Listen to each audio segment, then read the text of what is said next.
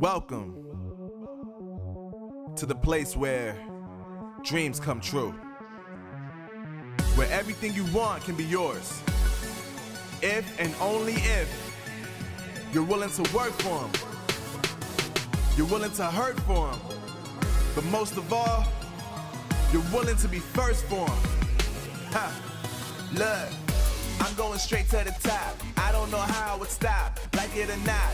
I got some goals that I'm hitting. You hear what I'm spitting, it's hot. Look what I got, whole lot of passion and pain. The road to success is insane. Stay out my lane, cause I'm on a mission. I'm getting what stands in my way. Yeah, I'm a beast, I wouldn't play with me, baby. The way that I'm training is crazy and I do it daily. You wanna talk about drive? I got more drive than Mercedes. I've never been lazy.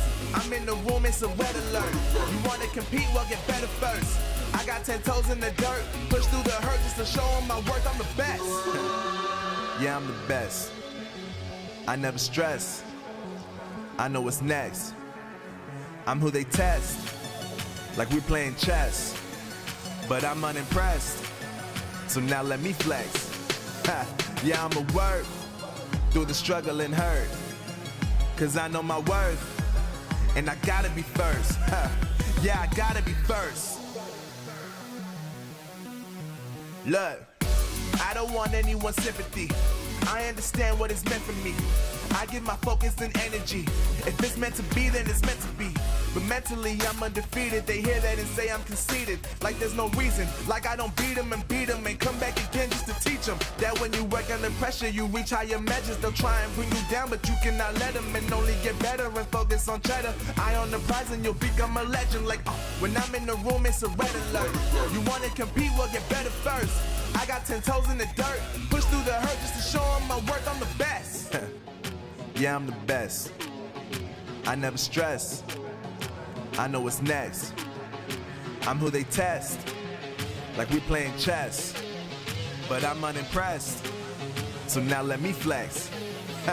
Yeah, I'ma work through the struggle and hurt, cause I know my worth, and I gotta be first. Yeah, I gotta be first. They don't know what's gotten into me, how'd I turn pain into energy. Through all the struggle and hurt, remember my worth, and that's why I gotta be first.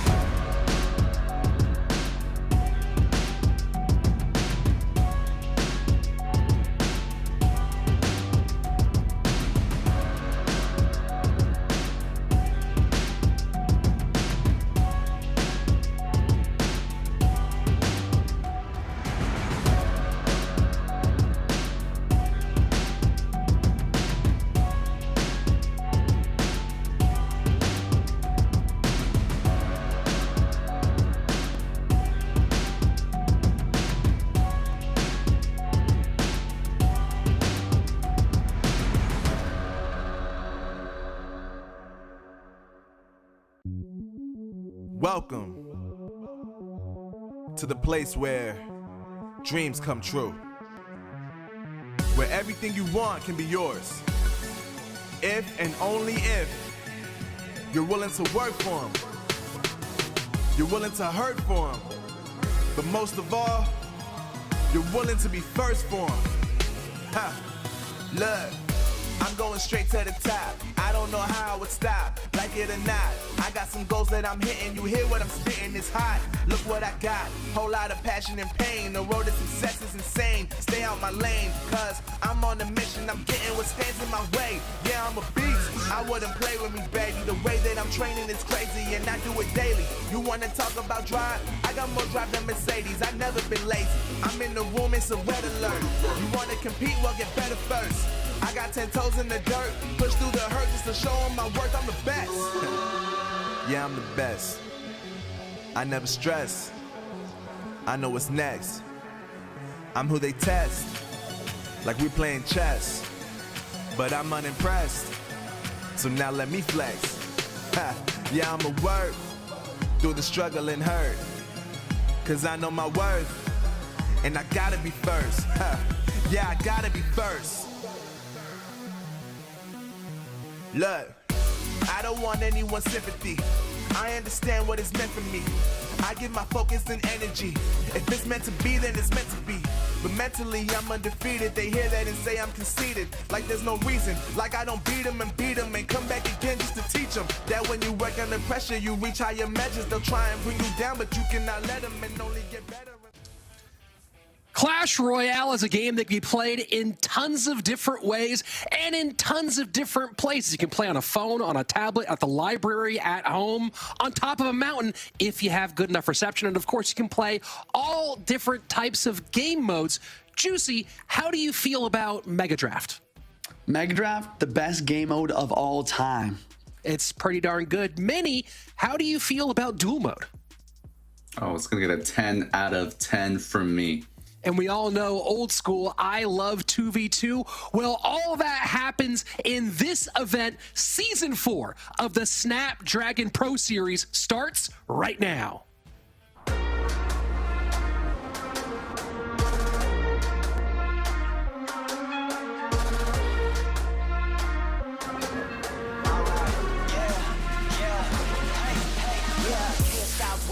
Going till a player on top, know it. Rooftop pin, how sweet. If you really want it, gotta own it. Fly through it, we was at the lowest. Blood, sweat, tears, the components. Riding all year, now's the moment. We are not friends, we are opponents. Yeah, I'm coming for mine. Yeah, I'm making a play, the game on the line. Yeah, I've been on the grind. Yeah, I jump in the spot, I made it my time. Yeah, look in the sky. Yeah, the stars align, no shade to shine. Can't stop it already. Emotional work and devotion. We put in this time. Look, you won't stop.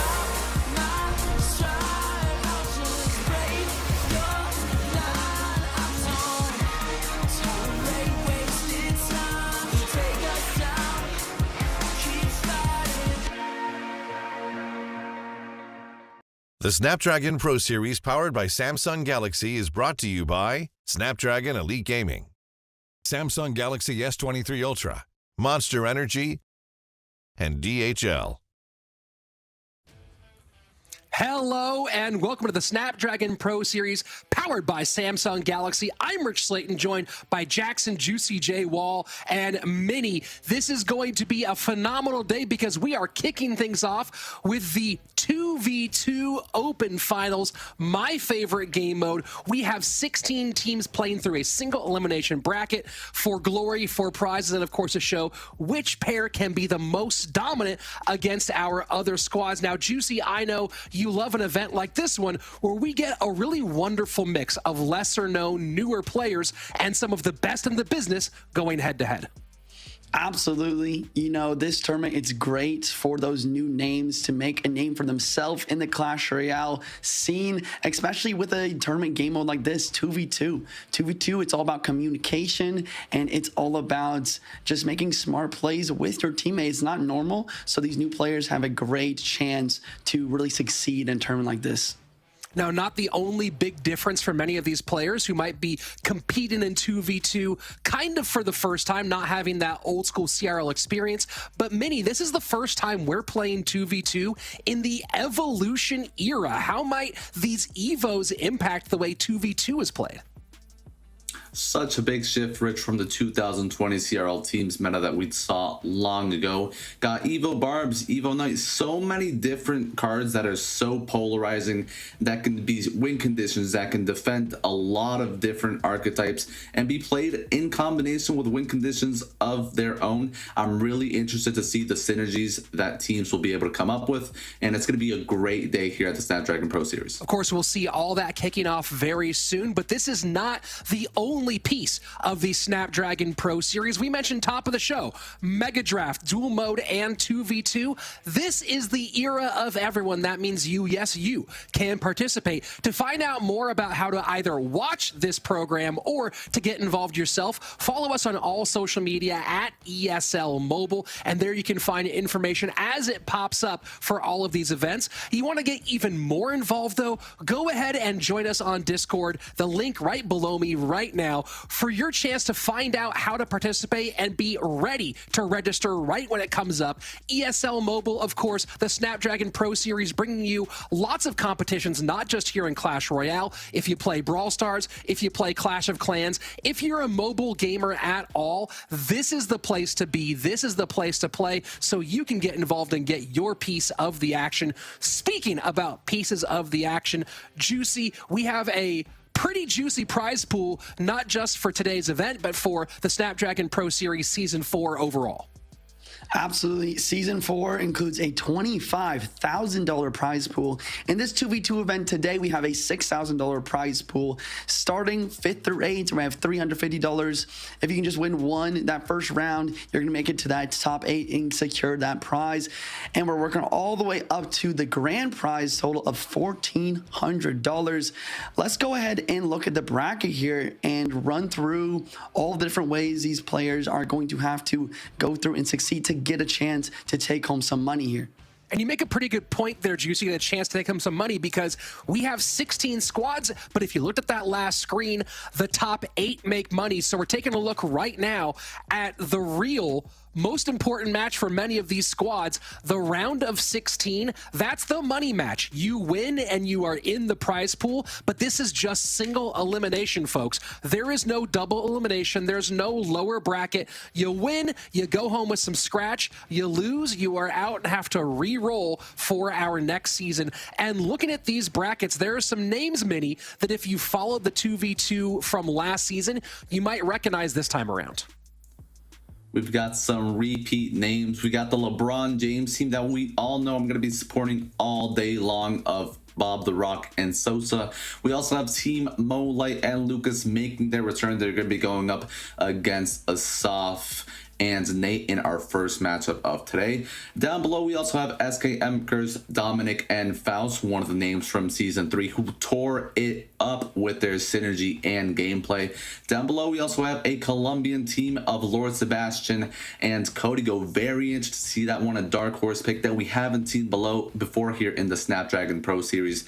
But they are two great players, and they've got to have some great synergy and communication, both being from the same country. Like you said, the first round going to be some great pressure, but it's also going to be a great icebreaker for all these teams to get their 2v2 gameplay underway and warm up for these later rounds of the day. I mean, you talk about some of these duos. You already mentioned a few of them. Don't forget Surgical Goblin and Vitor, Pedro and Sub, Alperin and Aslan, a lot of really good pairs, but the best pair, the pair to watch, the most dangerous out in the building. Our first matchup is going to have Mohamed Light, the defending world champion and the only player to win 2 back-to-back monthly finals without a coach, in Lucas Gamer, up against Sparky Skill, the pair of the best drill player on the planet and Asaf, and the minor rocket master in Baby Nate. This is going going to be a really fun matchup, and our first matchup of the day, as you might have noticed, that's the only round of 16 matchup we will be watching today. That is our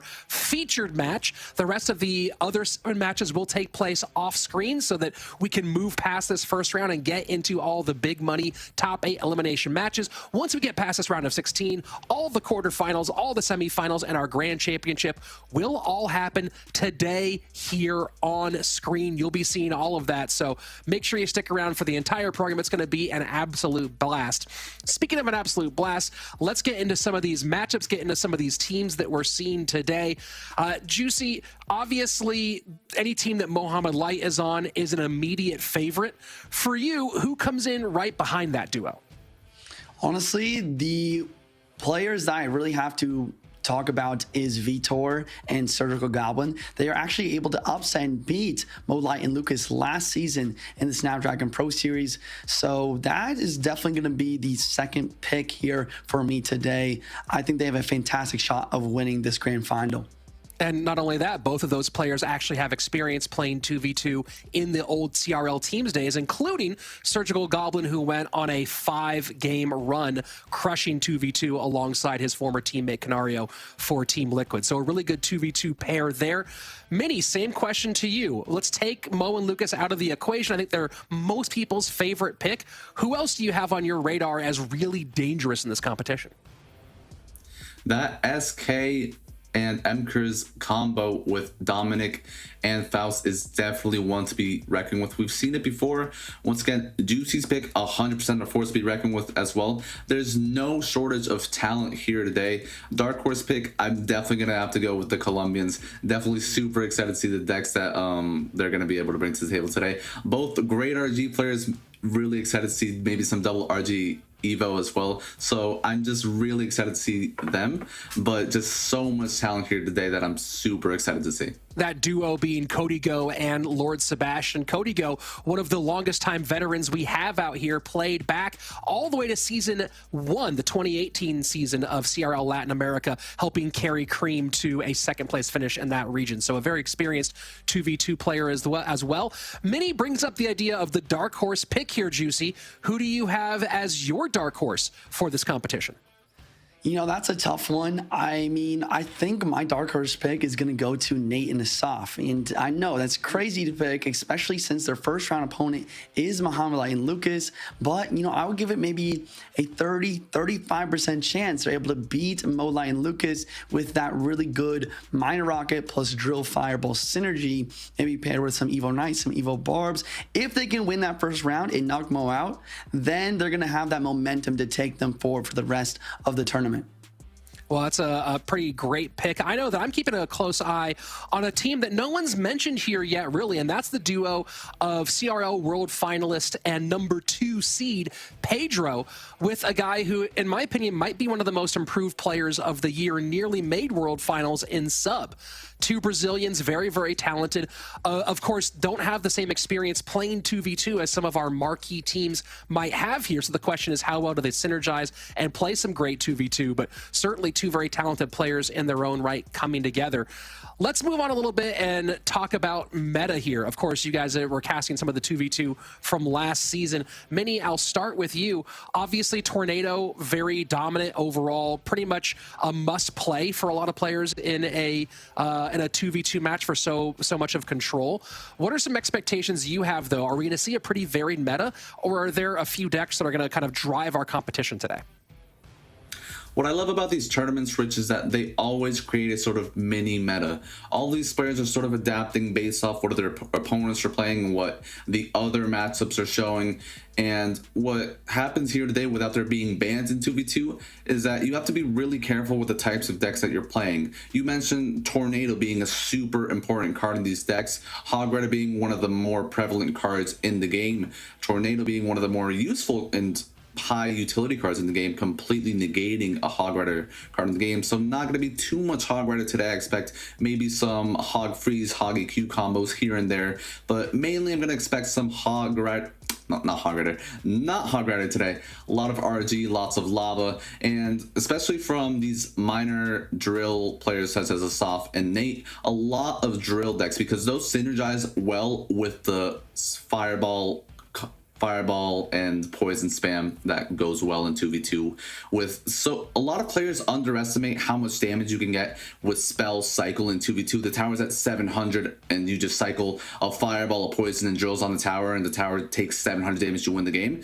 But because you have 2 players with 2 spells, you can cycle so much damage, which makes for these cheap cycle decks with 2 spells so useful in 2v2. Damage certainly going to come a lot from spells in 2v2. We, of course, saw Ponos go pure spell cycle in our first World Finals against Immortals a long time ago. So certainly a viable strategy. Juicy, quick question before we jump into looking at our first matchup. Which win condition do you think gets the biggest buff in 2v2 compared to solo play right now? Honestly, I think the win condition that gets the biggest buff comparatively is probably the Royal Giant. You know, we haven't seen a lot of Royal Giant in 1v1 tournament. There's a lot of Miner, Hog Rider. There's a lot of Goblin Giant, Sparky, Lava. But Royal Giant, I think, is very good in 2v2, and especially when you pair with a Giant Skelly in front, along with maybe even potentially the Evo Royal Giant. So I would not be completely surprised to see a little bit more of that today. Well, let's go ahead and take a look at our first matchup of the day. And we're going to be getting into some great action.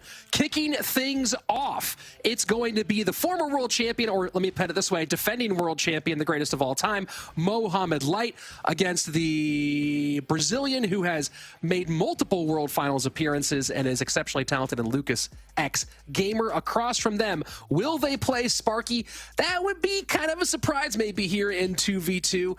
I think we might see a bit more cycle out of Nate and Asaf. Let's go ahead and talk this one out. I have a feeling that everyone's going to pick Mo and Lucas in this one, so let's not even play that game. Let's talk about the percentages. Juicy, I'll start with you.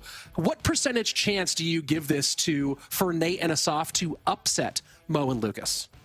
You know, I said it before, maybe 30, 35%. I think I'll lock in at 35.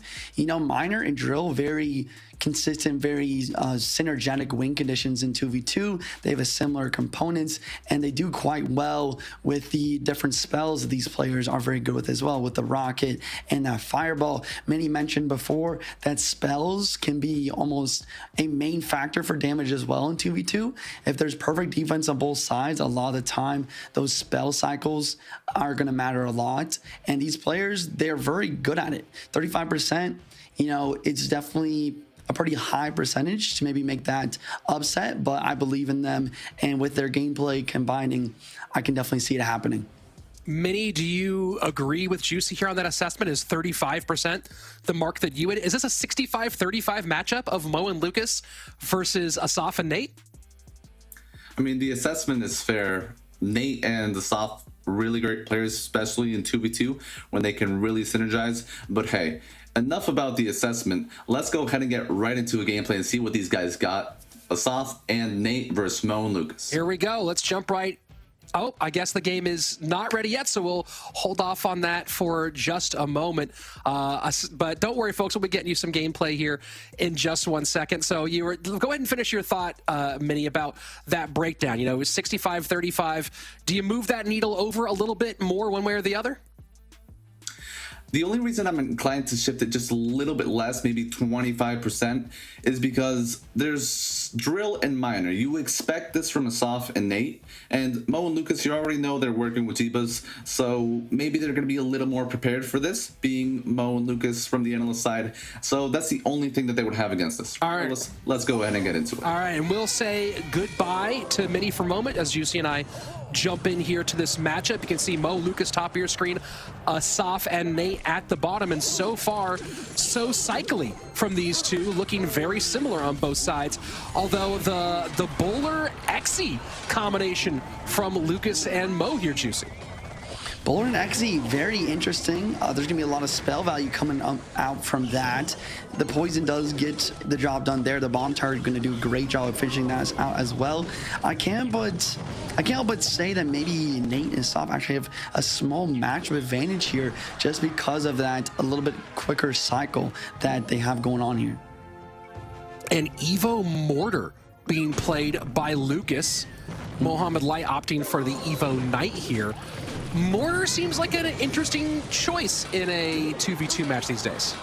You know, it definitely is. The big thing here, though, I want to mention, though, is that cannon card pick from Asaf and Nate. I mean, maybe the mortar could get some value sometime, some way, but versus a cannon card, that's just not really going to be possible.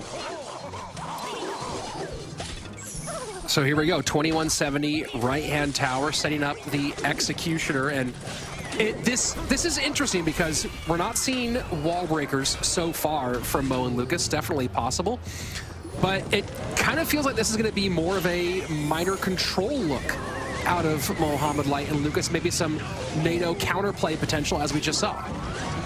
I love the NATO there to get a little bit of an executioner hit there, but I really love that log even more for Nate and Asaf. Actually getting the King Tower activation versus that Monk ability, that was just perfect. 2 miners now on the right-hand tower, chipping away is Sparky's skill. Now King Tower activated in both directions, and keep in mind, folks, for those of you who don't play much 2v2 these days, double kings when you activate that King Tower, so twice the power. A beautiful miner plus pre-fireball there. Not hitting all the barbs, but that poison value coming down as well is going to be a very nice amount of damage for Mo and Lucas. Starting to make the comeback right here. Definitely getting ahead of the game when it comes to damage, and keep in mind, folks, that if we do start getting into a spell race late in the game, fireball, arrows, log, NATO, poison, all the direct damage for Mo and Lucas. On the other side, log, poison, log, and one more spell, possibly a fireball, and there we go. So there's a lot less direct damage spell power at the end of game from Asaf and Nate if we do come to that.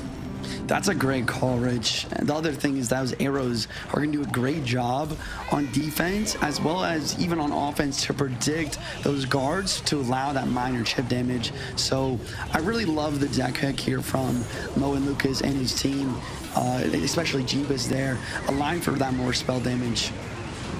Are you surprised to not see a tornado at all out of Sparky's skill here? A little bit surprised, but at the same time, these players are not very comfortable with the tornado. They are more about getting these miners plus that prediction fireball on the board. So here we go. Big lead opened up for Lucas and Mohamed Light. Mortar played in the middle. And now we are in pretty dangerous spell cycle range. And let's see if Asaf and Nate can make this thing into a competition. Not going to happen. It will take just a fireball to finish things off. GG, well played, and no major surprises here as Lucas and Mo end up with a really controlling and strong win in game number 1. Absolutely. I mean, I think it really just comes down to those prediction fireballs. A lot of the time when, you know, Nate and Asaf are going for a minor, they were going for reactive poison or reactive spells. Mo and Lucas, they go for a minor and they get a spell down right away to maximize the damage from that minor. I think the other thing that was a big factor in this match was I saw a lot of double defenses from Nate and Asaf. I think it's really important just to, you know, lock that down with better communication. Double defenses, and you know, you talk about picking up the miners from Lucas and Mohamed. Looking at the deck here of Asaf and Nate, they weren't really playing optimal minor pickups, knowing the spells that were coming behind. They didn't really have a lot of great options, right? You have the Knight, which is probably the best option for a minor pickup there, maybe the Cannon Cart, but they didn't really have a lot of excellent options, whereas on the other side of it, it felt like even with the double miners coming in, they weren't able to get much out of it from the Asaf Nate side of things. Absolutely. I think the other thing that really ended up being a factor in the final game there, or in the final like moments of that match, was that one executioner hit. You know, that one executioner NATO is really all it takes. It really comes down to the wire, especially in minor mirror matchups.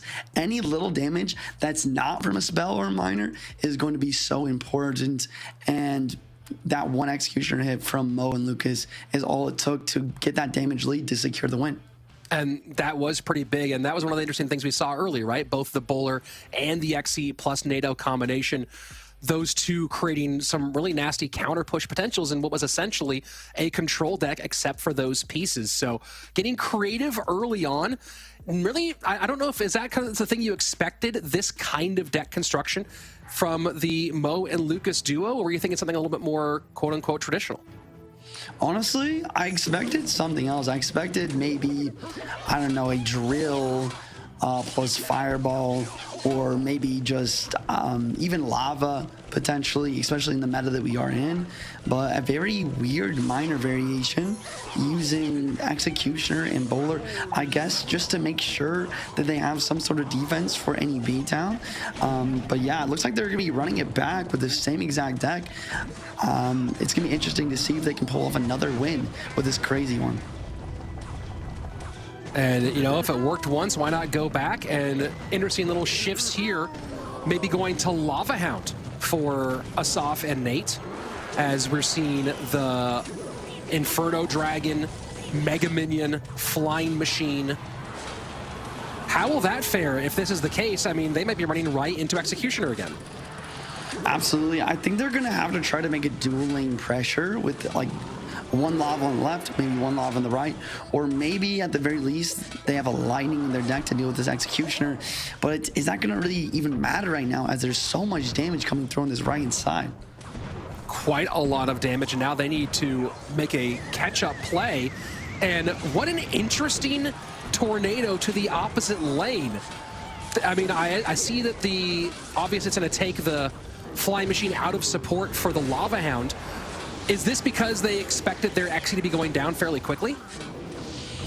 I mean, I can't see a reason why you might be, or you wouldn't be right there. I think just getting that Flying Machine off the board, making it preparation for this defense, but it's just not working. Like, I'm just kind of lost for words right now as we watch this push without the Executioner and cycle. Even with that tornado and that Flying Machine early, he was able to get so much damage here. And it's interesting because you have that 3 elixir that ended up taking the Flying Machine out of that conversation, but look at how far behind this team fell in that defense. And now, of course, you're seeing they've begun to build back up their overall elixir count, but playing from behind, down overall on elixir with what's on the board. Very difficult position for Lucas and Mo here. Absolutely. You know, there was a little bit of double defense there from Asaf and Nate, but it wasn't enough to make a huge dent. A couple of miners and a fireball coming in. This Executioner trying to lock on. The Fern Drag does distract. It's getting a lot closer here as we're nearing overtime. Very, very smart. And now they take out the tower on the left-hand side. And here's the thing, you see the closest coming in, but in 2v2, there's so much on the board. So able to hold on for the moment, but now thirsting for elixir is Mo and Lucas. And it's Asaf and Nate putting the pressure on. Wow. Double Flying Machines in the pocket. And honestly, while that's a ton of damage, that came out better than I think most players could have hoped. Yeah, Mo Light, and Lucas doing quite well defending all those air units with only the Executioner, only the Spear Gobs for the air defense. But here comes another lava push.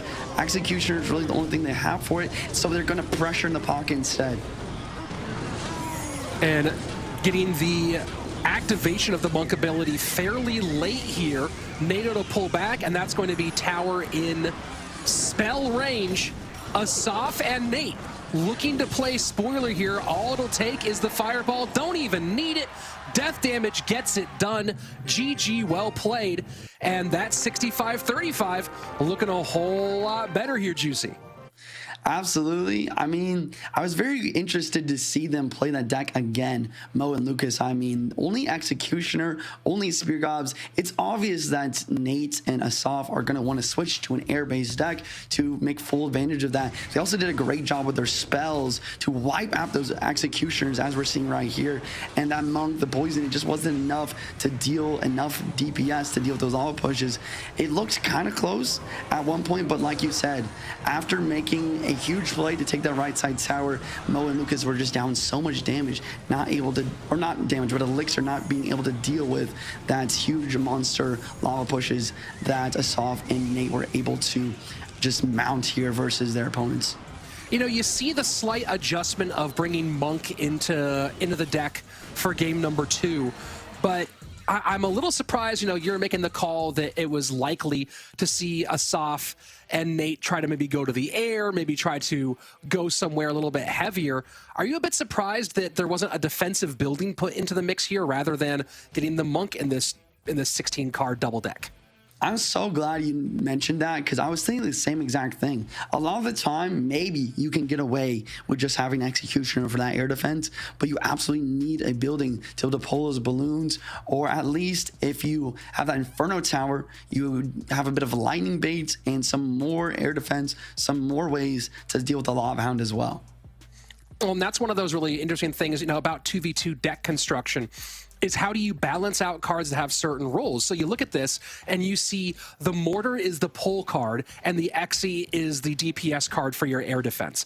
But both of those cards are in the same deck, right? They're both on the side of Lucas and they're not spread out so that each player is balancing their responses more. And this is where you start getting, this is why I love 2v2, right? It's because you start getting into not just what are the 16 cards you're putting together, but how are they distributed amongst those two different players? What roles are available for both? And so you had one player with almost all the air defense and the other player with a spell, a NATO, and spear goblins for those air defenses. And so Mohamed Light not really able to contribute as much as maybe you'd want when it came to trying to stop those big Lava Hound pushes. Yeah, that's a great call as well. You want to make it so that you're both contributing the same amount of elixir to a defense. But the other thing to mention there when you're constructing those decks is you got to watch out for awkward cycles. Having that tornado, it's kind of like another big spell where you can get into some awkward situations where you want to use your elixir, but there's not a very efficient way to do it. Yeah, that can be really challenging. And now we get ready for a game number 3 where, remember, folks, this is single elimination. So Nate and Asaf really have a chance to kind of disrupt this entire tournament by knocking Mo and Lucas out early. And we've seen that duo now go to the same well twice. Curious to see if they really mix things up as we go into game number 3. Game number 3, here it is. Mo and Lucas at the top here. They're leaking elixir. They go for the log. I would be very surprised to see them run the same deck a third time after that last match. But maybe they've just made a couple adjustments to the deck as well. No, a Lumberjack, so maybe a more beatdown-X deck for Mo and Lucas in this game 3. Yeah, Lumberjack is a really interesting call. Easy King Tower activation here as Nate and Asaf switch things up and do go with a tornado in our final for this best of 3. Not really worried about King Tower activations or Lucas and Mo, as you can see with both the Monk and the Electro Spirit in play. Here comes Executioner down, Drill in the right-hand lane. Executioner going to do a pretty good job of killing this Phoenix, and the Mother Witch does great versus the Drill. Looking like a pretty solid deck break from Mo and Lucas so far. Let's see how the rest of Nate and Asaf's deck unfolds. Well, you did see Mohamed Light and Lucas with Jebba's really covering against Drill in those first 2 games with both Xe and Bowler. Still running Xe here, still trying to be prepared for Drill, and the Mother Witch in the mix certainly supports the Royal Giant pushes nicely and does help with some of that Drill coverage. So looks like trying to cook up something that covers all the bases here for game number 3. We talked about what win condition could get more love in 2v2, and I said to RG, we called it. RG's coming out, not 1, but 2 RGs from Mo, Light, and Lucas. And ladies and gentlemen, remember, after 1 RG has been placed, the Evo RG is getting cycled for actually both of these players now. That's definitely something that Nate and Asaf has to watch out for, as they've taken over 1,000 damage already from a normal Royal Giant. How do they put the DPS on these Royal Giants, right? I mean, you have the Evo Knight, you have the Phoenix, and then the Inferno Tower. So it kind of seems like that's the 3 parts that they'll need to use, but keeping those all working as hope is going to be challenging. Absolutely. Here comes the Evil RG at the bridge. The Monk ability is taking that tower quite well. Tornado, maybe the answer to your question here. That Tornado does a great job pulling those RGs back, allowing for the other cards to have time to take that out. That was great. Just not letting the Evo RG get into its firing sequence and start knocking everything back, getting the Knight out of play. And now you also did a great job there, and you should have your Inferno Tower here and ready. Inferno Tower in the mix. Nice NATO to pull everything back one more time. Lightning does do a whole lot here, though. Log to knock back. Ice Spirit gets predicted. No, it does get on, but still RG gets a huge hit, 467. Mo and Lucas, the pressure relentless. Asaf and Nate in a whole lot of trouble. the Monk of the Bridge just to block the Gold Knight. They know that the Gold Knight dash is the only way that there's any sort of comeback possible here. You know, Mo and Lucas just cycling back to the Lightning, but they don't need it. Royal Giant takes the tower, and Mo and Lucas gonna stomp down on that potential upset. And it was just absolutely relentless pressure. And it was interesting because you started seeing some drills being played offensively, where I looked at that 3-building construction with Inferno Tower and 2 drills. I liked the first defense against the first Royal Giant. The second one, it really felt like they needed to be doing everything they could to just keep that from getting in rhythm on tower. Yeah, I mean, that's what happens when you have 1 building in combination in your deck versus 2 Royal Giants. They did a great job of baiting out that Inferno Tower, that first RG, and then going for the second RG. That happened twice in this match, and both times they were able to connect for some massive damage. So taking a look at some of the early work here, a lot of damage. So this is that second Royal Giant. Lightning comes in. The NATO kind of maybe a bit of a extra expenditure there, but it was that evolved Royal Giant. We finally do see a defensive drill at the end of that, but you know, you say one building, but there's 3 buildings here, right? Yeah. This is the hard part about drill, is knowing when to go offensive, when to go defensive. And I'm a bit surprised that a duo like Nate and Asaf, in those crunch time moments, weren't going defense first, just make sure to play clean and then worry about getting damage later. Yeah, that's a good call. I mean, a defensive drill definitely could have been a pretty solid option there. The other thing to mention there is Asaf not using a single Lightning that match. You have to wonder, maybe even a defensive Lightning versus a 3-unit RG push, if that could have been possible to kind of support a defense in a way. Well, we'll never know unless we ever see them go again. But for now, we do have some results from our first round, as the round of 16 has all been played. Big upset here, the French duo taking down the combination of Titan and Inthrill. So that is a pretty big one. Newbie and Alpha going through over Inthrill and Titan in that top one. You see Equipo Miawa. Well, that is Surgical Goblin and Vitor, who are staying alive, making it into round 2. A great round 2 matchup as well in our second quarterfinal. That's going to be brilliant between Pedro and Sub of Cal. I think that's Penguins, not entirely sure, and Mini very happy. LeBron James still in the mix, and that's going to be a really, really excellent matchup here. Very exciting for all of that, and of course, more matches later as we go through all 4 of our quarterfinals. We'll, of course, be back with more action in just a moment. Don't forget to quickly follow us on all social media at ESL Mobile on everything. Check out the Discord during the break. We'll be back in 3 with our first quarterfinal matchup.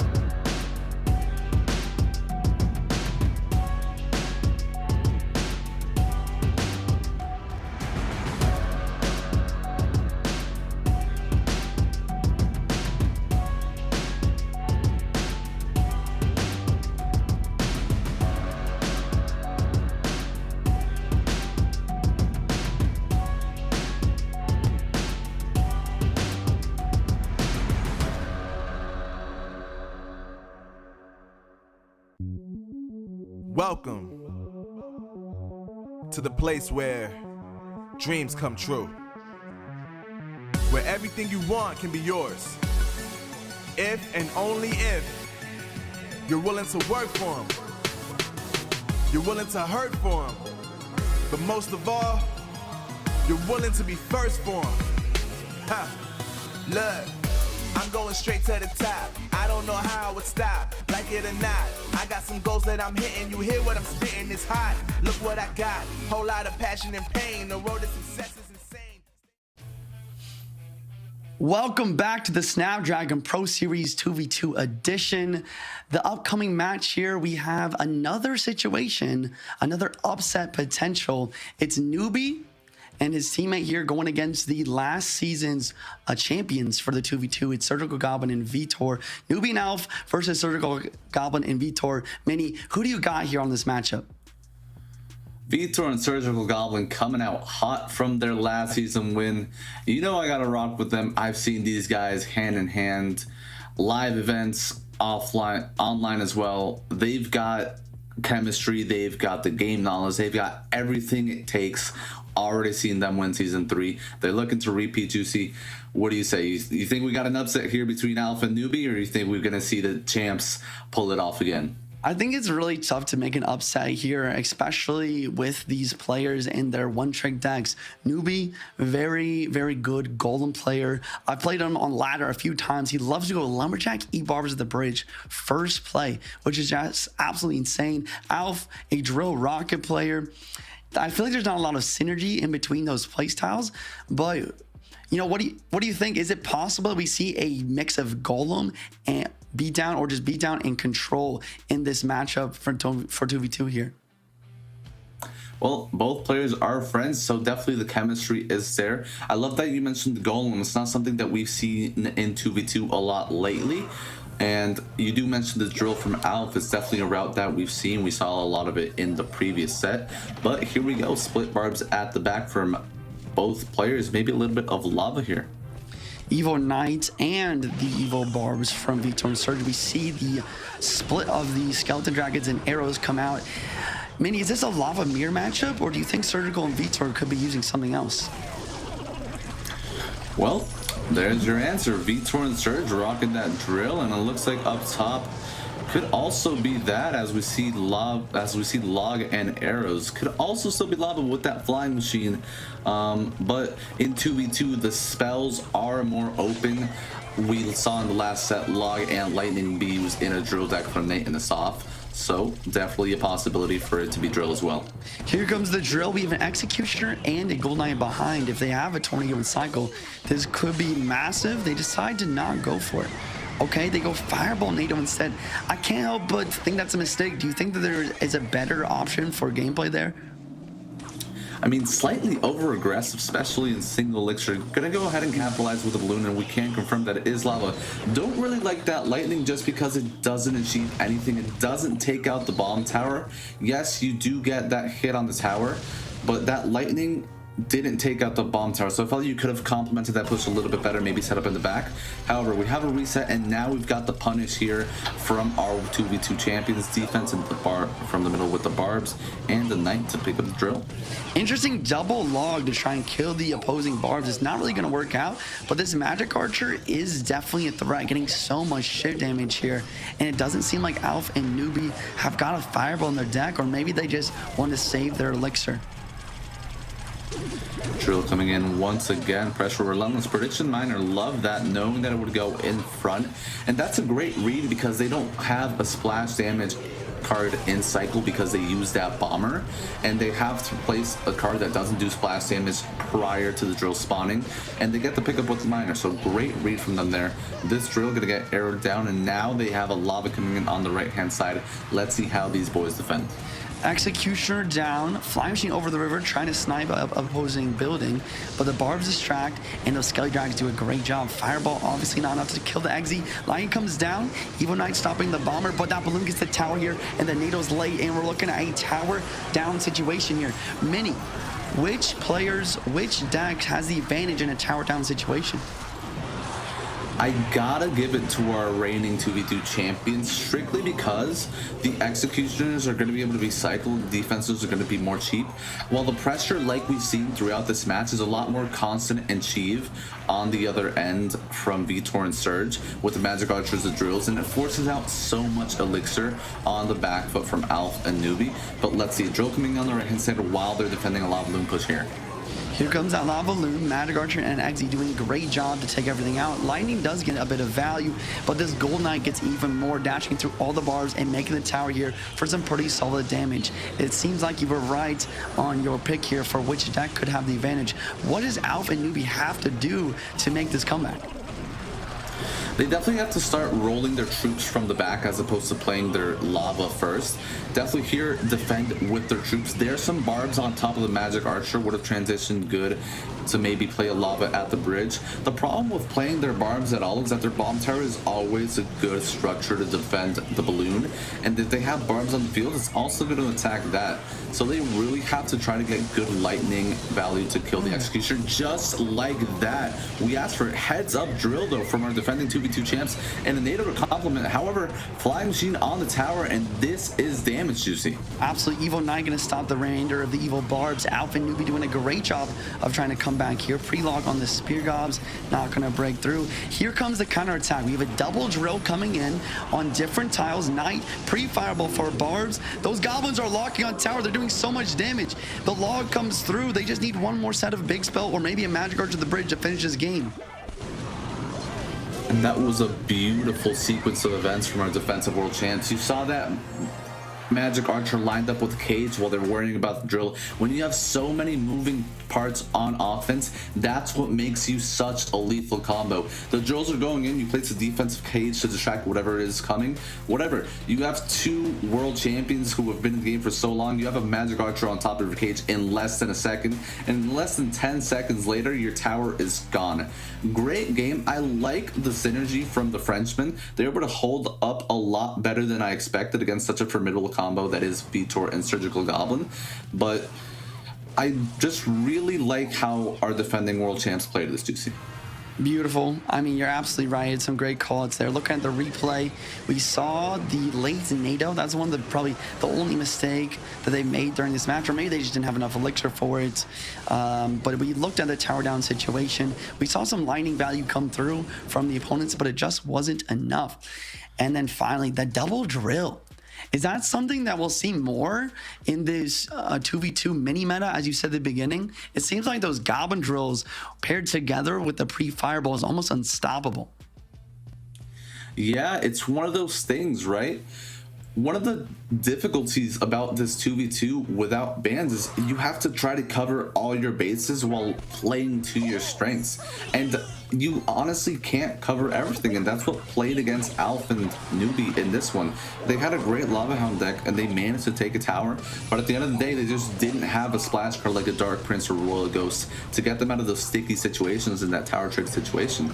But this time around, they still look like they're the ones that are going to be going double drill, double Dark Goblin as well, and Vitor and Surge looking like they've repeated deck.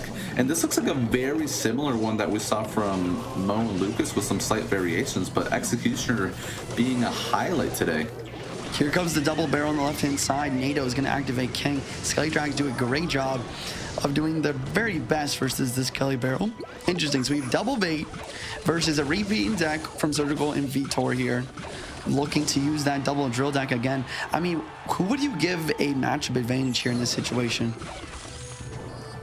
Ooh, this is tricky because Surge and Vitor, they've got double log, they have a tornado, they've got Magic Archer, which is always going to force out a fireball, and this bomb tower is always going to be so great at dealing, and that's a mistake on the Frenchman side. You cannot be defending a Golden Knight with two troops, and that Surgical Goblin Vitor looked to pounce right off that. So Surge and Vitor definitely going to be looking to row their boat comfortably in this one.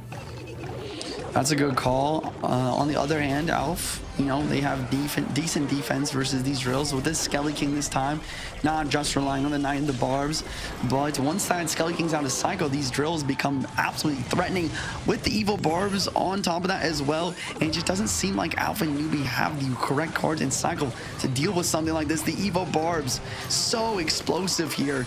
Absolutely perfect punish, and it's not over yet with the Magic Archer at the bridge.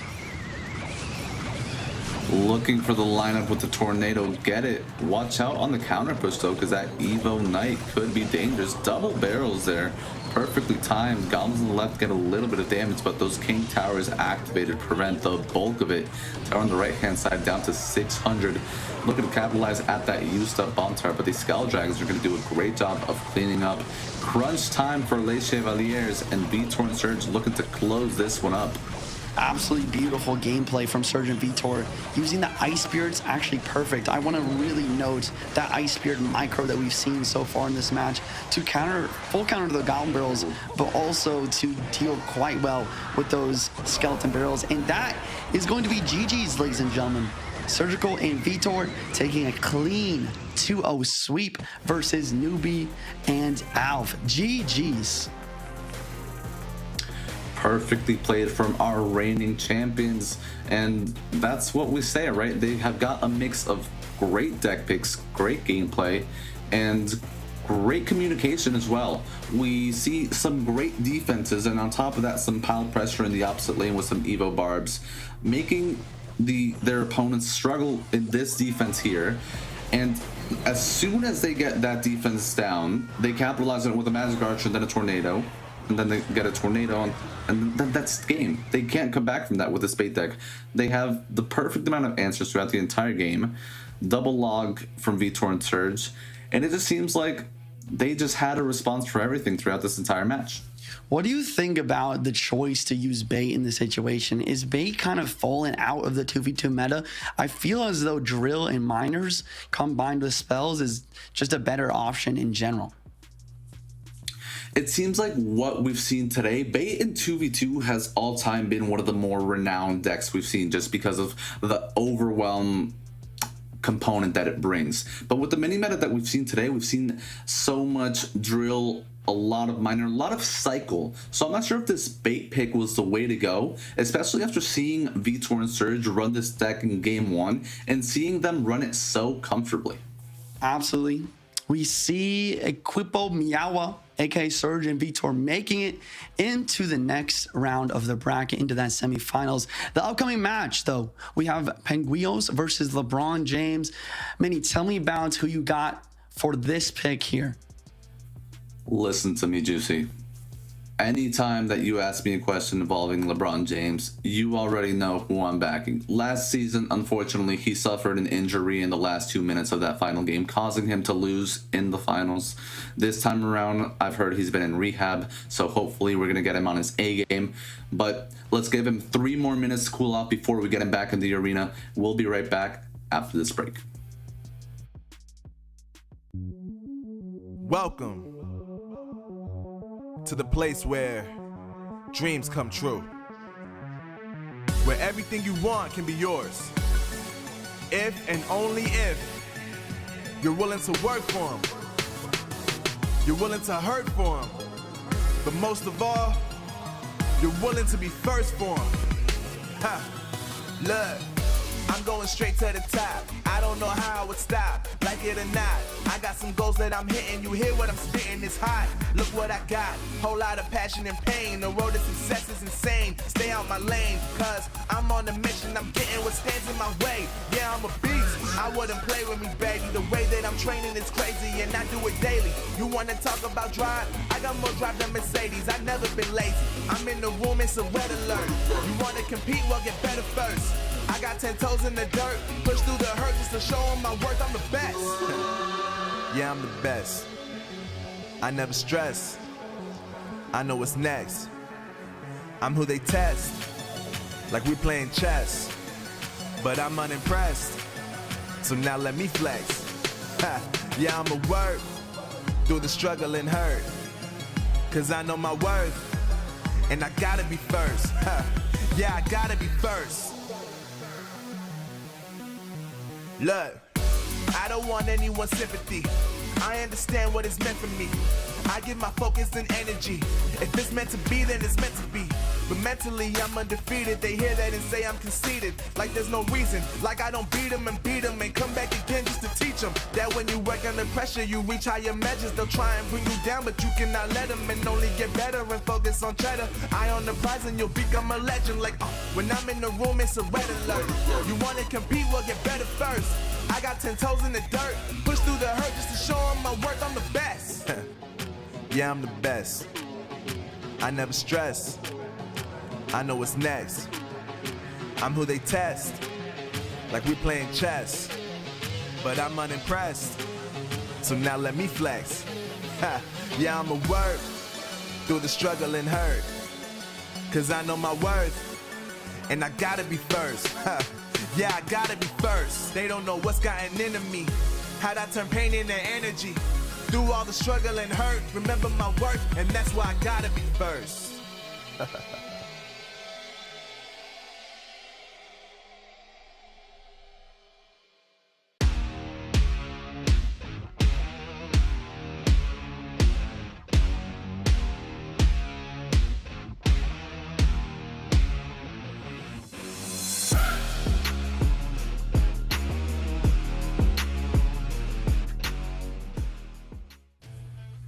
And welcome back, everybody, as the quarterfinals continue here at the Snapdragon Pro Series, powered by Samsung Galaxy.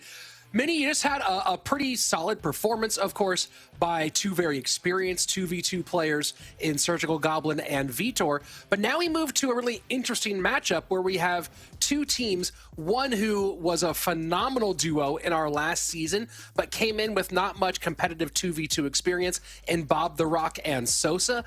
And on the other side of it, two of the top players out of Brazil this year, one of them the #2 overall seed for CRL in Pedro, and one of my votes for one of the most improved players of this year, who was a good threat for CRL World Finals in Sub. How do you envision this matchup playing out?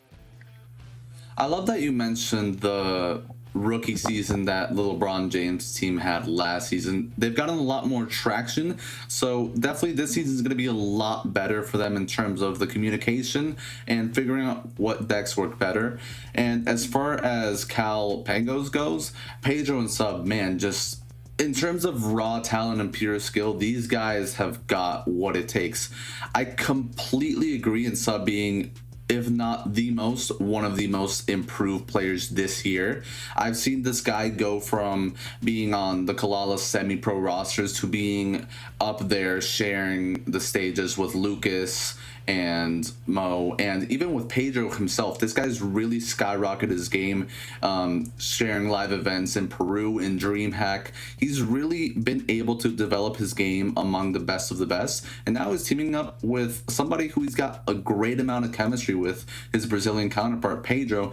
So this team holds a lot of force. Well, on the other side of things, though, you have this interesting experience where Bob the Rock did play 2v2 a little bit in the final season of CRL teams, not having the success that was hoped for him in that 2v2, but it seems like he's found a really good partner in Sosa, who, you know, we talk about CRL World Finalists. People almost kind of forget that Sosa pretty much locked in a CRL World Finals berth a couple of months ago, just had to defend his points position, and has very quietly been one of the better players of the year. Talk to me a bit about this duo. I mean, this duo's got the best of both worlds. You have Sosa, who locked in his world final spot, like you said, with cycle gameplay that matches the best of the best. He can run Miner, Hog, and compete with the best of them. That's how he did it. And then you have Bob, who's got RG gameplay, who can compete with the likes of Furkin and the best in the game. So with that, you can intermix a lot of decks with this duo. We've seen them run RG in the past, and Sosa can also help him rock cycle decks as well. It's a lot easier to rock cycle decks when you have somebody in your ear showing you what to do and telling you what to do. The defenses get a lot easier when you have somebody placing the bomb turret for you and telling you to put the spear goblins on the outside part of the tower. So these guys have everything that they need to succeed. They've got the best team name that I've ever seen, so I'm all for it. I'm really excited to see what they've got to bring to the table. Well, I believe that we're getting close to having this game ready. It may already be in progress. So as soon as I have more information, we'll be jumping into that game, I believe momentarily, waiting to hear back from League Ops if they are going to be kicking this thing off here in just a moment. Of course, you talk about Bob the Rock being a Royal Giant player and Sosa being a Cycle player. So far, and throughout the history of 2v2, we've mostly seen 2v2 lean in the kind of the double down concept, right? Where we have either like double lava or double RG. We don't see a lot of crosswise gameplay. And here we go, jumping in to the competition. And I believe that we are going to be taking a look at this one as a replay since they started the game early rather than having them replay the game live. So here we go. We're going to get a look at this one from apparently already played as the players started a bit early, and we are seeing lava from Bob and Sosa.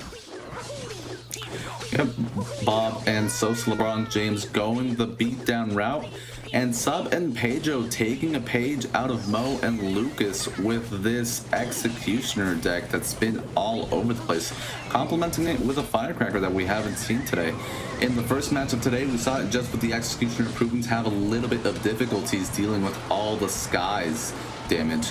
This time around, we'll see a Firecracker. Maybe we'll see a little bit of support dealing with all the Lava Hound overwhelm. Took a little bit of damage on the right-hand side from the Goblins at the start. But hey, they end up winning the trade, and now we reset on the left-hand side. 1635, right-hand side Goblins aren't going to do a thing. 2300 left as both teams reset. And just going to go ahead and let the observer know. Go ahead and hit the eye, that blue eye next to both players, next to both teams, and that will show us the decks so that our viewers and your casters as well can get a full view of what's going on in this replay version. Of course, again, this did just happen live moments ago, and rather than having the players replay, expose decks, things like that, we're going to go ahead and let it be as is and go with live gameplay for Game 2 and Game 3 if necessary.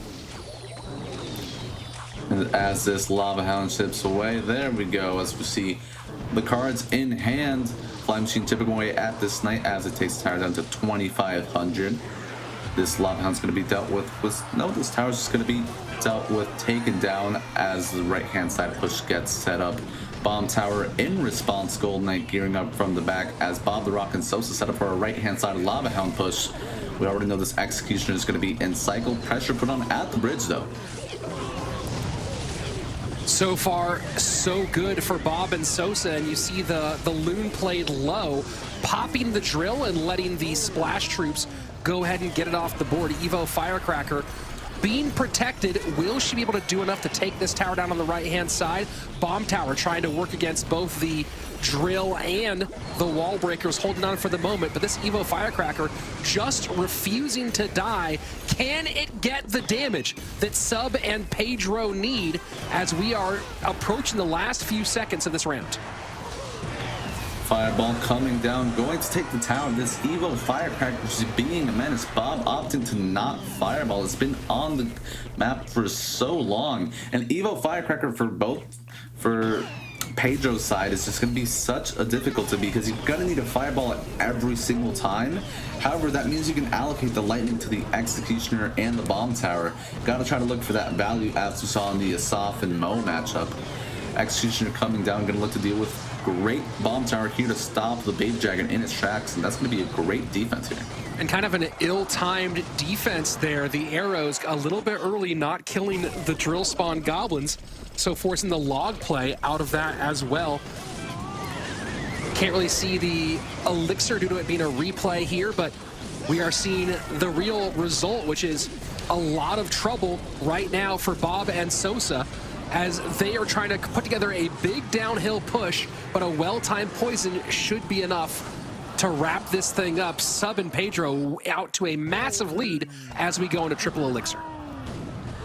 And this is a really nicely orchestrated turnaround throughout this game. We saw Sub and Pedro in the damage disadvantage throughout the majority of the time, but that Evo Firecracker was what brought it back and was able to turn around. And now they just seem to have all their ducks in a row and triple elixir. Being able to take this bowler's going to line up on the tower, going to put this in spell cycle range, drill on tower. Bomber not able to do enough. Fireball comes in, and that's going to be game one for Cal Penguins. Very, very nicely played for the talented duo of Sub and Pedro. It seemed like Bob and Sosa had things pretty well together early on. Was it just not being able to get to the Evo Firecracker that ended up being the big downfall for them?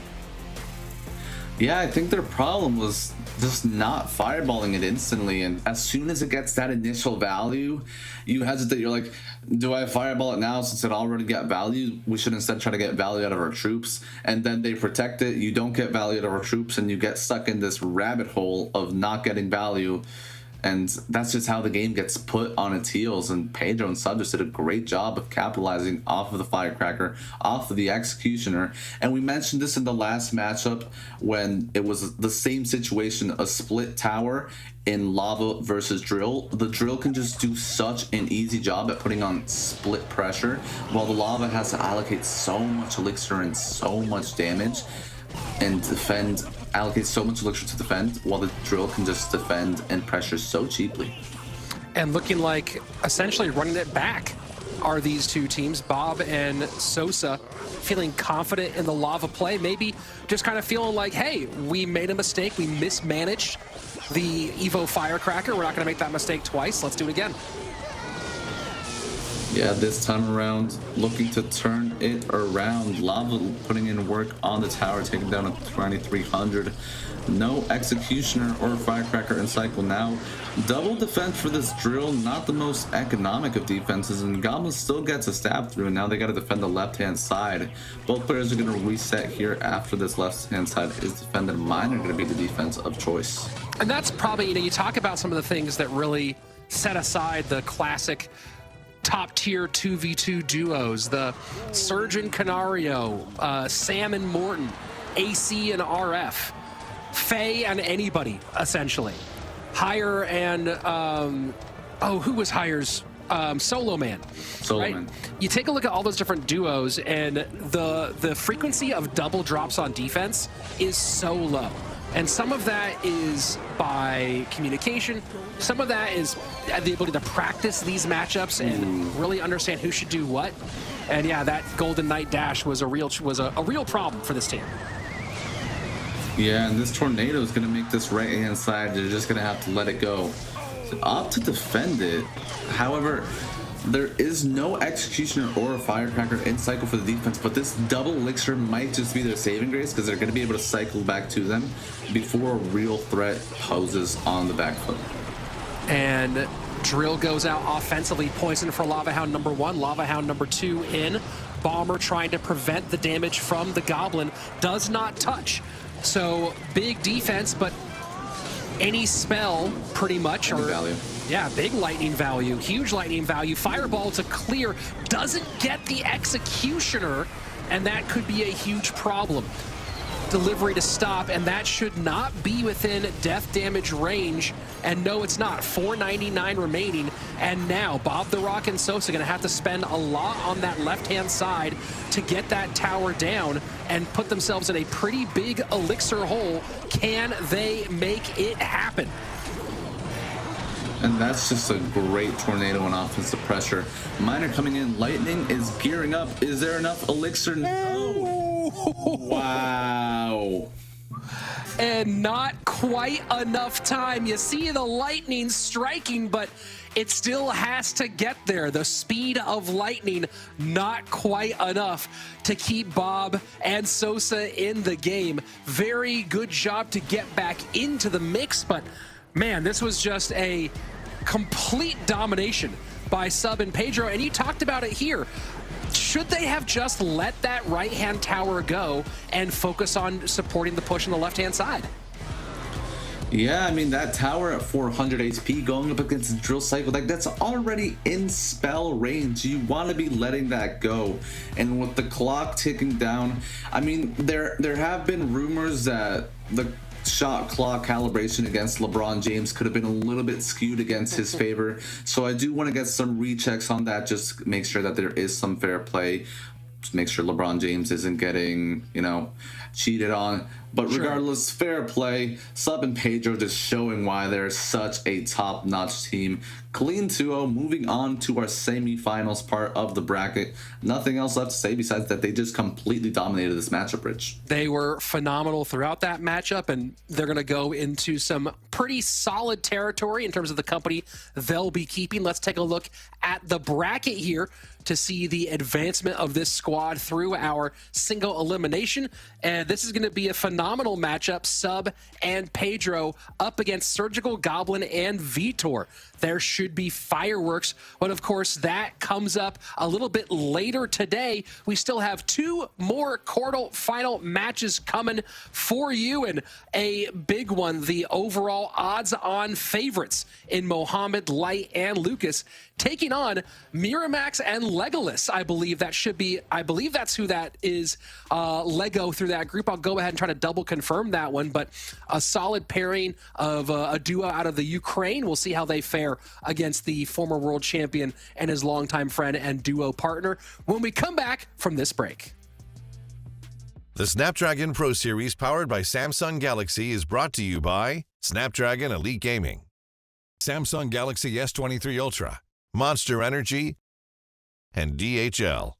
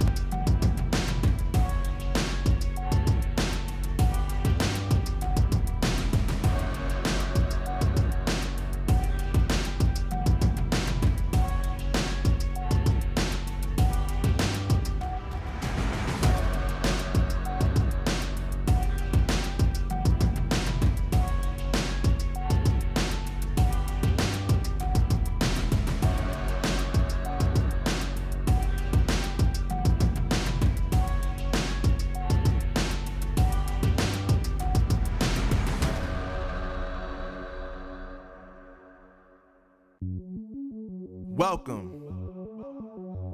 to the place where dreams come true, where everything you want can be yours, if and only if you're willing to work for them, you're willing to hurt for them, but most of all, you're willing to be first for them. Ha!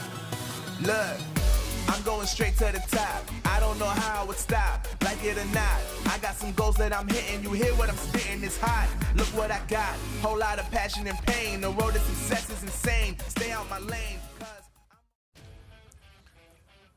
Welcome back, everyone, to our third quarterfinal here at the Snapdragon Pro Series Season 4, powered by Samsung Galaxy, our 2v2 open final. Of course, there are many game modes. We do have Mega Draft. We do have Dual Mode, both that you can compete in if you go ahead and follow us on ESL, at ESL Mobile, or join the Discord. But right now, we are looking at the duos, the 2v2, and we have another on paper seemingly lopsided matchup between Mohamed Light and Lucas, and their game here against Miramax and Lego. Juicy, you know, we had a pretty close one, went to 3 games last time. Do you think that we're going to be in that same situation here, or will this be Mo and Lucas running downhill? Honestly, I can't see anything other than a 2-0 sweep for Mo and Lucas here. I mean, these players, you know, they're solid, but, you know, they're not to the same caliber whatsoever. And there you go. Opening up with Lava Hound is our contending team here of Lego and Miramax. Monk from the response here, trying to block any sort of supporting units, and another Executioner here. Seen a lot of Executioner today. I mean, it's a great way to cover your bases versus these Lava Hound deck sides for sure. Here goes a Miner, a Fireball to try and wipe out the Executioner. Fisherman's trying to protect, but the Executioner will go down. Motherwitch doing a great job of defending, though, by using these piggies to wipe everything out, but also distract everything. And, you know, we had that situation. Cannon Cart does connect in its second phase, despite the defense. Good damage on the right-hand side. Not gonna come down. Sorry. Yeah, this defending team a little bit late with their response to the Royal Giant. Yeah, you're absolutely right. I wonder why that was. Maybe it's just a thing about the elixir, maybe even the cycle there. NATO gonna do a decent job of cutting everything back. A Electro Spear as well. You know, both of these teams kind of going shot for damage right now. Barb going to get that final hit, putting it 15-49 versus 13-13. And I do believe that Lego here is Legolas, who is part of the Igor Lopakati Legolas Dreaming Fly quadrant that worked in practice together for a long time. Obviously a very talented player still in the mix here in competitive Clash Royale. Absolutely. Fireball going to come down and take out this Flying Machine. E-Drag, another great pick for a good air defense. The Miner and the Fireball going to come down here, actually protecting the Executioner. Or I don't even know what just got taken out there, but the Executioner comes down now. But that's taken out by the Lightning. We see a lot of damage come through. There is a counter push potential here from the World Champ and his teammate Lucas. Did take quite a bit, but now the evolved Royal Giant, does the Monk get into its reflection? And it does. Absolutely huge, but does not reflect the Cannon Cart. So now Evo Barbs plus Cannon Cart, Miner in front of all of that, trying to get it off the board with the Lumberjack and still pick up all of this. And now going opposite lane, but that Cannon Cart and Bomber are still a problem. 200 HP on the left-hand side, and that left-hand tower is in spell range. I can't help but think that was a miscommunication there. I'm sure one of these players was saying, okay, we're going in opposite lane right now with the E-Dragon. But then the other player was not on that same wavelength. The E-Drag goes down, and that small miscommunication is all it takes for a massive upset here in game 1. And, you know, we saw the single game loss last round for Mo and Lucas, the 2-0 out the window. But yeah, you talked about it. Maybe a miscommunication here. There were a few times where it felt like they were just playing in a complete backpedal. Absolutely, especially with these evil barbs on the defense. That counter push, it was not stoppable. I mean, they went for the last-ditch effort, double Royal Giant at the bridge, but it just wasn't enough, not in time. So game number 1, going the way of an, I can't exactly pronounce it because it's a KA4E4KA.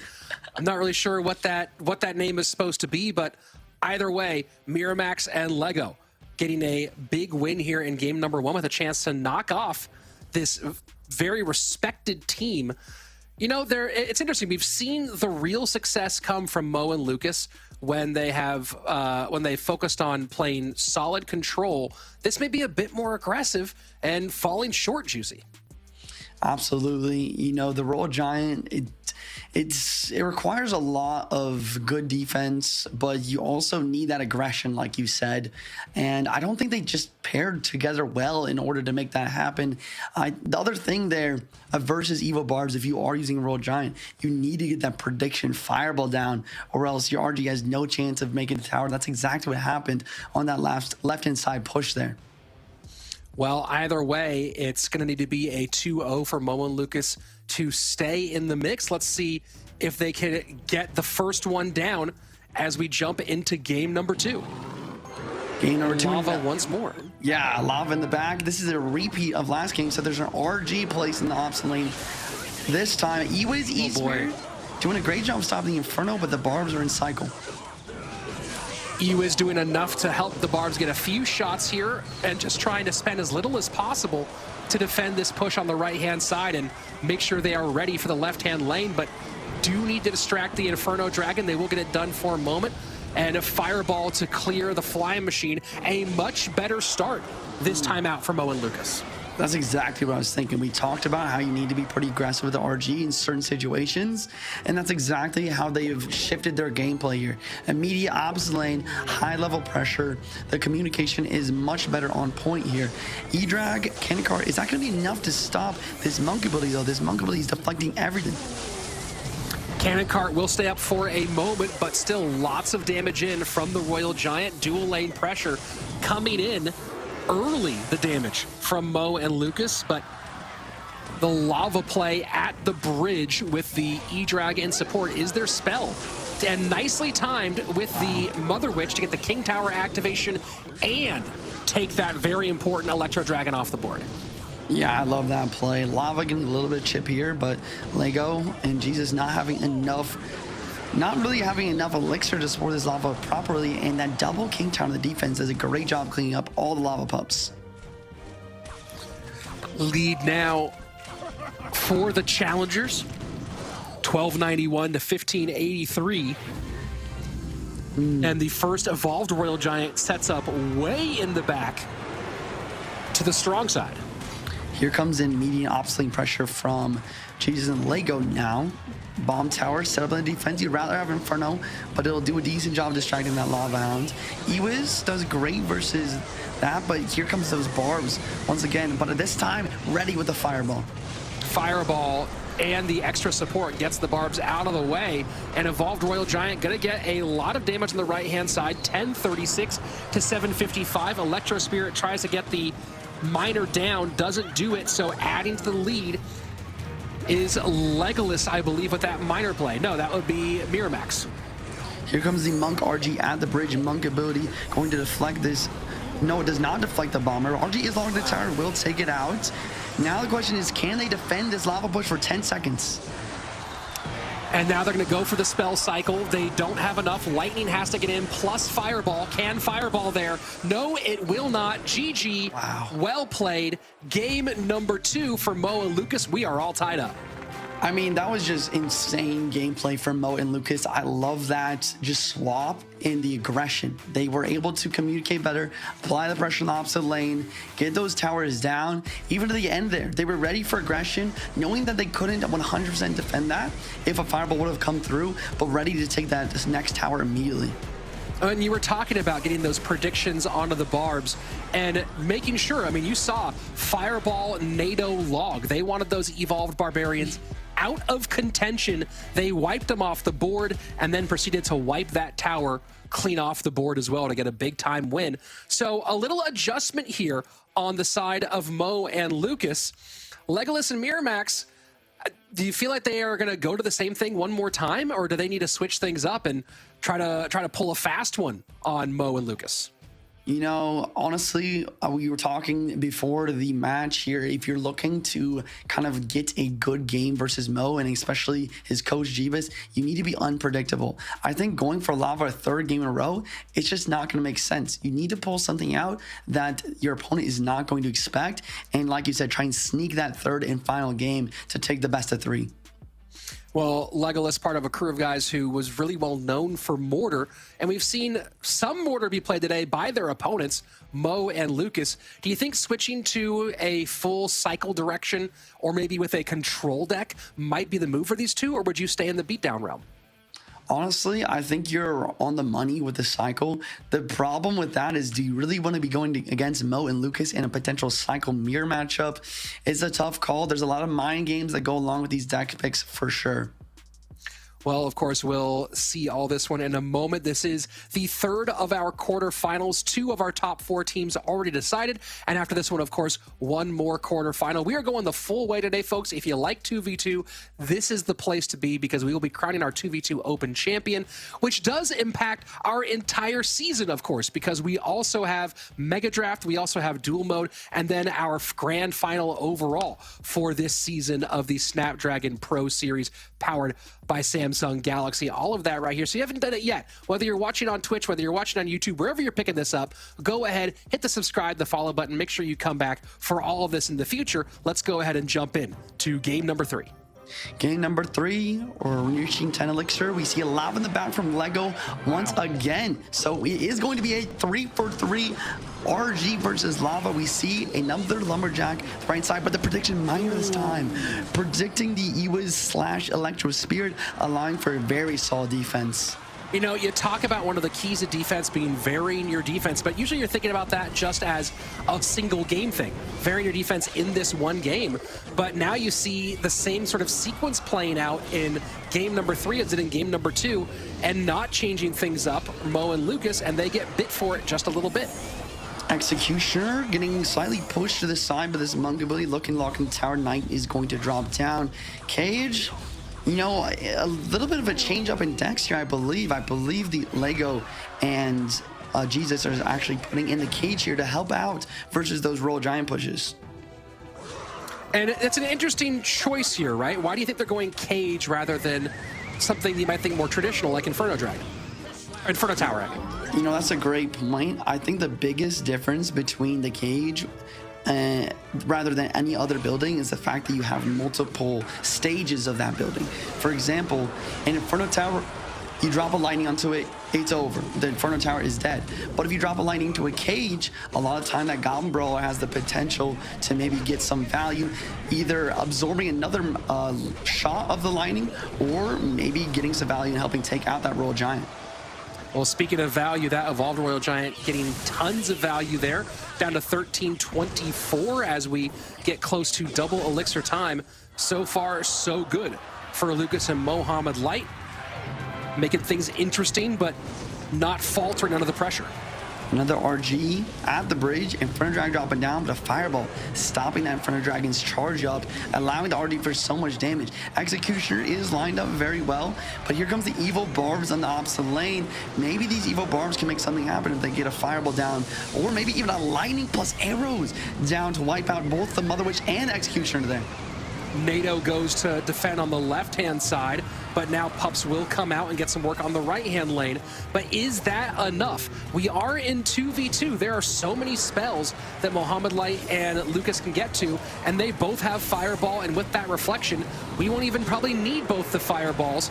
This is it right here. Can Legolas and Miramax take the tower right now, or is this going to be GG, well played once again with Mo and Lucas taking it? The double lava at the bridge is not enough DPS. Fireballs coming out from everyone, but that is going to be tower down. Mo and Lucas with the reverse sweep, taking it and not allowing that pesky underdog situation. I love to see the great gameplay from the world champion Lucas here. Well, you know, one thing we're seeing from these two is good adjustments over the course of the best of 3, right? They had a rough outing in game number 1.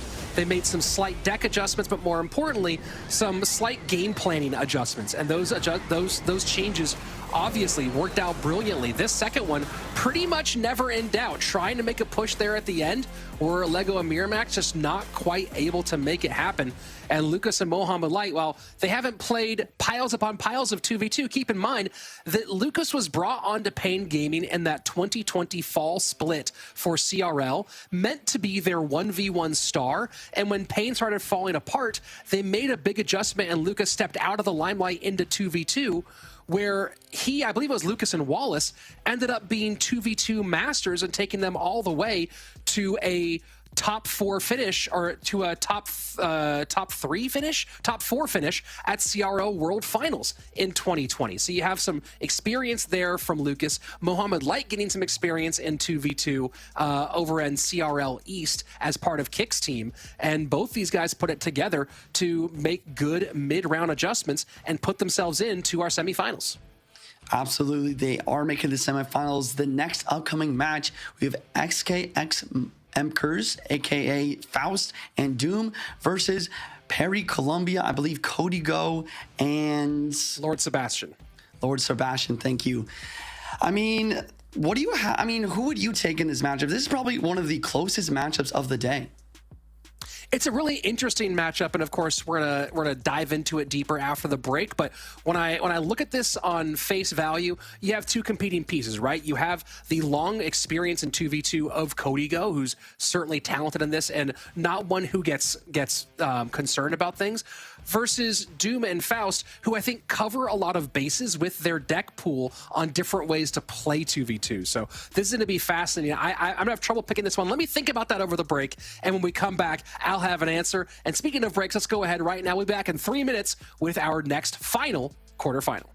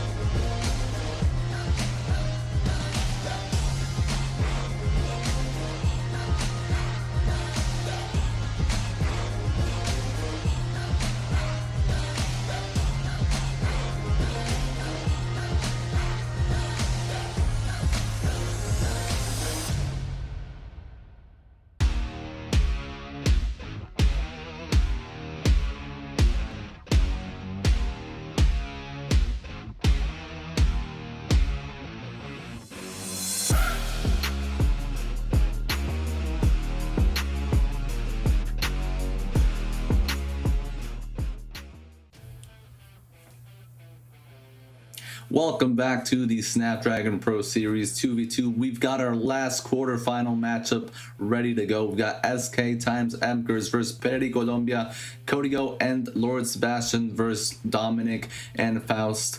Rich gave us our pick. He's going to be going with the Colombian duo, a very formidable one. Juicy, what do you got to say? I got to go for Faust and Doom here. Maybe a little off of a Rich's pick. I got to go against him here to make some drama. But I mean, the reason I go for Faust and Doom, they're just so fantastic. One of the two best German players in the world. Doom, a world finalist. Faust did great this year in points in the CRL League. And like Rich said, their deck pools do a great job of melding together for a lot of variety. We could see RG, we could see Lava, we could see even both in this best of 3.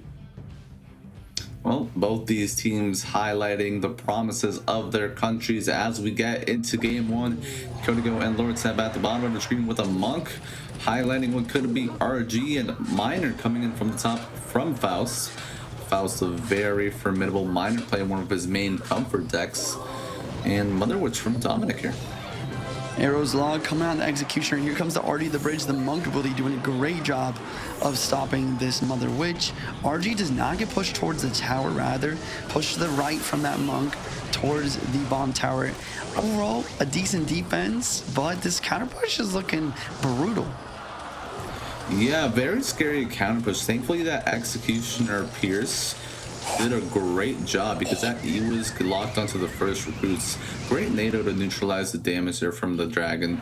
Both players resetting here. Slight elixir advantage for the Colombian duo as we hear from Lumberjack in the back. And Juicy, talk to me a little bit about how you play this matchup. You mentioned before, as soon as you play a Royal Giant, you get the Eva one right after. And because there's two, it just seems like there's always an onslaught of Royal Giant after Royal Giant as you're sort of racing to get back to that Eva Royal Giant. Absolutely. I mean, you asked me how to play it, but you answered your question. I mean, you're the RG master, but I love what you said there. I mean, using one RG to bait out the opponent's defense, getting the next RG down, especially if you can get both RGs in the evolution state and cycle. I think that's definitely what we're going to be looking forward here. On the other hand of things, we have a Recruits evolution, Night evolution with Lumber, Loon, Freeze, and Miner. What a crazy deck. It's the first time we've seen Lumber, Loon used in this 2v2 mini meta.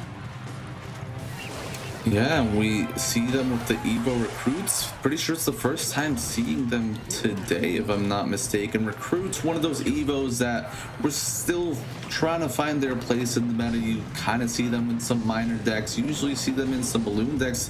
Great fireball there. That talk about some value. Great recognition there from Faust and Doom. Good minor there on the execution there as well. Absolutely.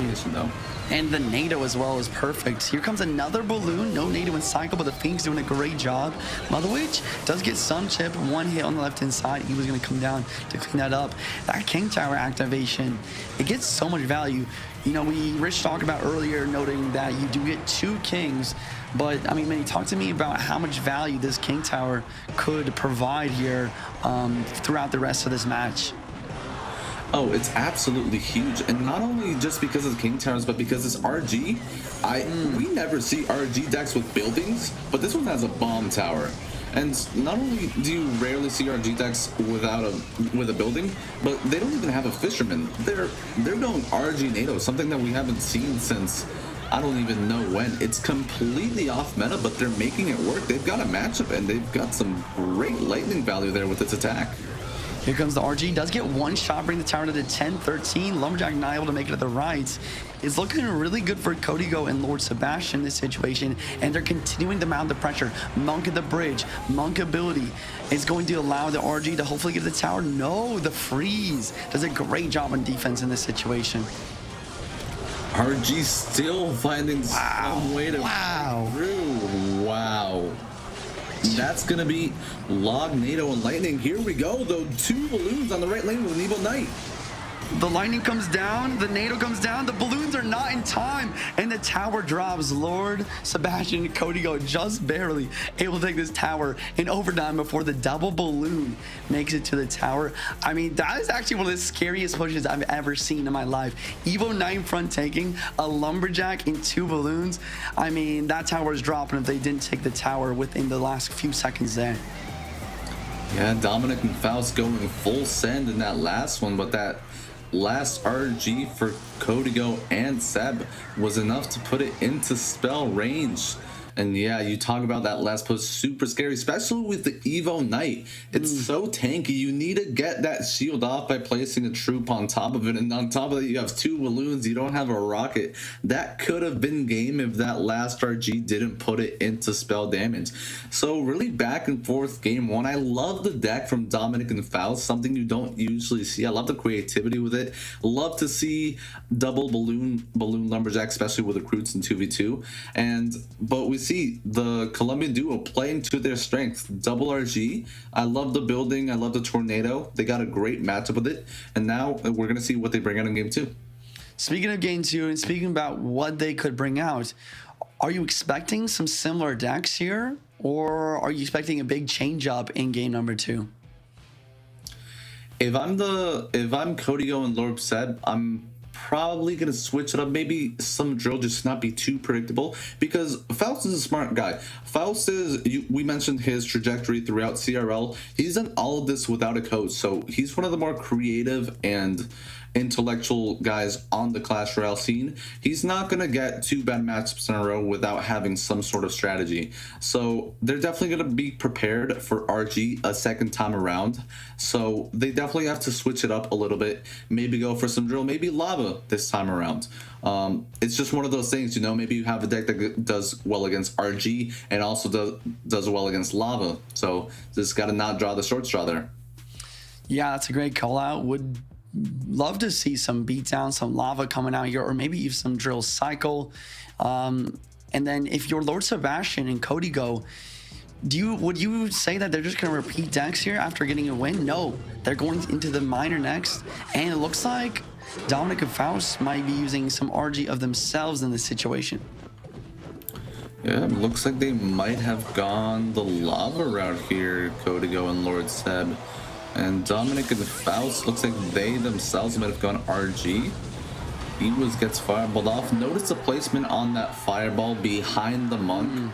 Intentionally not hitting, because if they pop that pensive protection, fireball's going to get hit back on the tower, and that Ewes is going to remain on board. So very heads up fireball there from Lord Seb, preventing something that would have put them in an elixir deficit early on in the game. Here comes the RG at the bridge. Bomb Tower recruits on the defense. Bomb Tower doing a great job of splashing the executioner that's behind the RG, but we've talked about it a million times. Now here comes the left side RG when the Bomb Tower is non-cycle. This becomes a much more difficult defense, allowing for a lot of RG damage, and the counter push doesn't look that scary because Codigo and Sebastian not having that much elixir, and a beautiful King Tower activation as well. Perfect gameplay from Dominic and Faust so far.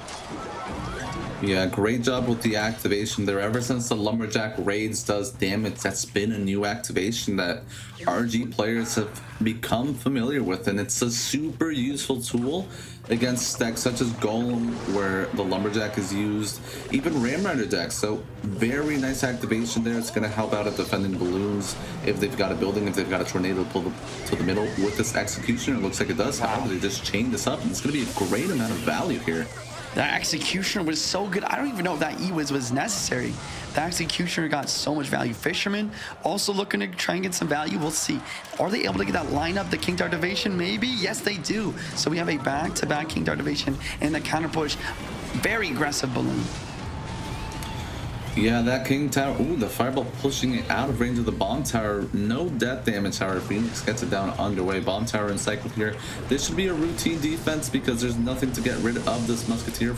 Lightning comes in. Defense does come down.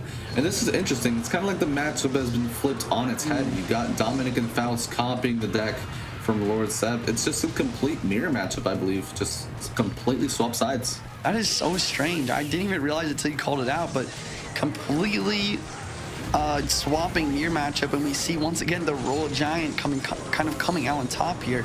Here comes the log on the recruits, the NATO with the Executioner. Are they able to break through this? RG doing a great job of knocking everything backwards away from it, but a solid defense. The thing is, I feel like this balloon deck just doesn't have a lot of push value. Like, it seems like it's very hard to make a good balloon attack. Yeah, it seems to revolve around the recruits, and recruits just being so expensive in nature, you're not able to accompany them every time as you are able to accompany the RGs. The RGs, you just plop them down, instant pressure. The balloons, you've got to nurture that attack a lot more. You can't be as carefree with them. Here we go, recruits from the back looking to build maybe a split lane push here, but the deck from Cody, from Dominic and Faust, which is a complete copy from before, just seems to have all the answers. Yeah, they have the Executioner and the Bomb Tower to deal with everything. They have the Tornado. They have the Fireball for the Skelly Dragons. The Miner is the only consistent way to get some damage, and maybe some balloon death damage here and there. But it's now, here comes the RG, and like you said, it's immediate pressure, and it's not easy to defend. Yeah, and that Lumberjack necessary there to prevent an Executioner lineup on the tower. Here we go, Balloon trying to match up with this Lumberjack Rage. What was he? Freeze here? No. Recruits at the bridge, and here's where the pressure's starting to pile on. These troops are protected, and oh my, pressure piling on. Pressure piled on to nowhere. Completely dealt with in an efficient manner. Hold on now, though. Everything was completely used up. Balloon gets. Ooh. What is happening? The Executioner was the coolest Executioner I've ever seen, but the RG is going to come to the left-hand lane. Is this going to be enough to win this game? The Inferno Drag doing a decent job. The lightning drops down. RG will not connect, but the lightning damage is enough. You know, Cody Go and Sebastian, they need to attack now if they want to get this W here. And 10 seconds remaining. Doesn't seem that there's not going to be enough time. Fisherman not locked onto the RG, and there's no bomb tower cycle. Defensive freeze has to be used. Fireball comes in, 79 left on the tower. 500 left on that right-hand side. 1 minute ago, that was a completely different story. Kudos to the Colombian duo for fighting that one back. We saw extraordinary defensives from Faust and Dominic, but man, that was a thriller. Wow, I mean, that Executioner NATO has got to be the play of the day. That Executioner NATO wiping out every recruit. Like you said, it was a valiant effort. I love their choice to switch lanes in this matchup, to go opposite lane, preventing any sort of defensive counter push from their opponents with those Executioners. But it was too little too late. If they could have played like that the entire game, maybe there's a chance that they could have won that match. Yeah, the main highlight of this, and that's the Tornado Fireball that we talked about. Just absolutely beautiful neutralizer for all the recruits and troops that were on the board at that time. The main highlight of that one was the initial RG at the start. There was one that was defended with a bomb tower and a musketeer that went down, and then there was a second one that went in when the bomb tower was out of cycle, not double elixir, you can't defend it, and that took 1,200 damage from the tower. And that was the key play of the game, because the difference maker was 500. For the remainder of that game, Kodio and Lord Seb were able to keep up with the defenses, but it's just that initial single elixir recognition that we talk about with RG. You're just forcing the RGs down the lane as much as you can. Yeah, the RG did a great job with that bomb tower cycle. I also want to note the great play from the German team here to distract those fishermen. Whenever they were going on offense, they were playing Skellies up high, maybe a bomb tower up high, or even their own fishermen to distract the opposing fishermen and not allow the pull of the RG in range of all 4 towers. Because if that happens, the defense is really not that bad, but they did a great job preventing that at all costs. Yep, and here we go. The Colombian duo goes back to the RG, and it looks to be Lava from MKers and SK. Lava is interesting. Executioner, definitely the clutch card here to deal with this, but the Executioner actually currently being out of the cycle, and Sebastian is 2 cards away from cycling back to it, so they're going to have to get pretty creative on this defense. Yeah, they've got to commit with this left-hand side RG if there's barbs, which looks like there's not. Looks like It's Dominic rocking the barbs, and they're not in cycle here. And that E was being protected is a crucial part of the defense. Going to be a great cleanup on the right-hand side, while the left-hand side has been severely damaged. A lightning here is going to do a good cleanup for the most part, but it looks like Cody Go's been rocking the lightning in his deck. Could get an activation here with a tornado and distract the Inferno Dragon with skeletons, maybe. Yes. We got for maybe a fireball. E was there. We go. E was back in cycle. Simple, efficient. That was great. I mean, beautiful plays. I thought that maybe they were over aggressive with that RG push on the left, but they were able to defend just perfectly. And this is why we talk about at the beginning of the broadcast, Rich was talking about how the NATO is almost necessary in 2v2. And it's just because of moments like this. It's just so great on the defense. Whenever the push looks scary, you can always use that building plus a tornado here, getting the King Tower activation as well. And this is great. Yep, and gearing up for another push. This left-hand side tower almost down 2 lightnings, and that's going to be it. Phoenix Egg going to get lightning and logged down. Executioner now in fireball range due to the vast majority of spells being placed on it. Protected, though, due to that spirit. Ooh, unfortunate that there was no ability on that monk. Heads up fireball, just a little bit caught lacking there. Monk ability popped here. Interesting ability there to take care of. Oh, but the balloon is not getting pulled by the bomb tower, forcing onto NATO. Once again, NATO coming clutch, but Dominic and Faust in a pretty solid situation now, starting to come back. Lightning's going to drop to only 1 lightning away. Dominic, Faust need to go in for another push. Here comes the Lava Hound at the bridge. Skeletons to prevent on defense. Look at that left side mini. Here we go. It's crunch time. They've got to spell cycle that lightning. Got to pick up that flying machine as well. Oh no, they completely sell out. No! Oh, the tornado! It does 58 damage tournament standard. That would have been enough, but the millisecond drops down on the clock, and the NATO does not get the tower down in time. That is the closest match I've ever seen. Sebastian lost. Sebastian and Cody Go lost. I think we're going to a game 3. Or was that game 3? What? That's game 3. No, that's it. That was the winning. Oh my god. And I mean, it all started with this bomb tower that didn't pull the balloon. Yeah. You spend your tornado on that, then you're forced to spell cycle on the left hand side, and then it's everything is mounting on you. You're like, what do we do now? We can't commit with an RG because what if they defend? Then we lose the game because we have to defend 2 lanes, and our tower is already at less than 1,000 HP. We already know how the spell cycle does so much damage in 2v2. So many different decision making piling up on them. They decide to spell cycle, and then they decide to just tower trade in the last second, but just too little too late, and your tower is gone.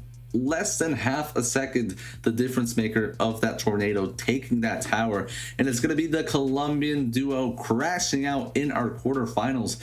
And Juicy, enough about that. This semi-final lineup is something to be seen. We have Equipo, Surgical Goblin, and Vitor versus Cal Penguinos. We have Molite and Lucas going against Faust and Dominic. I mean, this is a stacked semi-finals heading into grand finals after this. I mean, I cannot wait to watch this next upcoming match. Who do you got here? I mean, it's going to be a thriller. So many different storylines. We've got our previous season world champion, previous season champion in Vitor and Surgical Goblin versus, and then on the other end we've got Molite and Lucas. So many great names. It's going to be such an intense semi-final round. We'll be right here to bring you all the action. We'll be right back after this break. Welcome to the place where dreams come true, where everything you want can be yours, if and only if you're willing to work for them, you're willing to hurt for them, but most of all, you're willing to be first for them. Ha! Look, I'm going straight to the top. I don't know how I would stop. Life like it or not. I got some goals that I'm hitting. You hear what I'm spitting? It's hot. Look what I got. Whole lot of passion and pain. The road to success is insane. Stay out my lane, cause I'm on a mission. I'm getting what stands in my way. Yeah, I'm a beast. I wouldn't play with me, baby. The way that I'm training is crazy, and I do it daily. You wanna talk about drive? I got more drive than Mercedes. I never been lazy. I'm in the room, it's a red alert. You wanna compete? Well, get better first. I got 10 toes in the dirt. Push through the hurt just to show them my worth. I'm the best. Yeah, I'm the best. I never stress. I know what's next. I'm who they test, like we playing chess. But I'm unimpressed, so now let me flex. Ha, yeah, I'ma work through the struggle and hurt, cause I know my worth, and I gotta be first. Ha, yeah, I gotta be first. Look, I don't want anyone's sympathy. I understand what it's meant for me. I give my focus and energy. If it's meant to be, then it's meant to be. But mentally, I'm undefeated. They hear that and say I'm conceited. Like there's no reason. Like I don't beat them and come back again just to teach them that when you work under pressure, you reach higher measures. They'll try and bring you down, but you cannot let them, and only get better and focus on cheddar. Eye on the prize and you'll become a legend. Like, when I'm in the room, it's a red alert. You wanna compete? Well, get better first. I got 10 toes in the dirt. Push through the hurt just to show them my worth. I'm the best. Yeah, I'm the best. I never stress. I know what's next. I'm who they test, like we playing chess. But I'm unimpressed, so now let me flex. Ha, yeah, I'ma work through the struggle and hurt, cause I know my worth, and I gotta be first. Ha, yeah, I gotta be first. They don't know what's gotten into me, how'd I turn pain into energy. Through all the struggle and hurt, remember my worth, and that's why I gotta be first.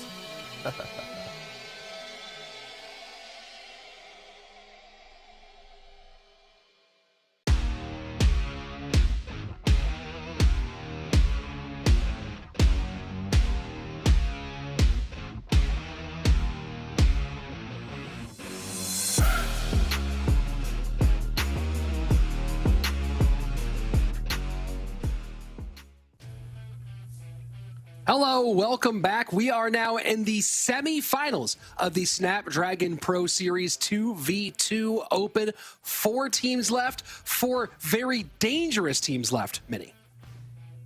4 very dangerous teams indeed. I mentioned it to Juicy Rich. This lineup is absolutely stacked. Every single one of these teams is in contention for the championship.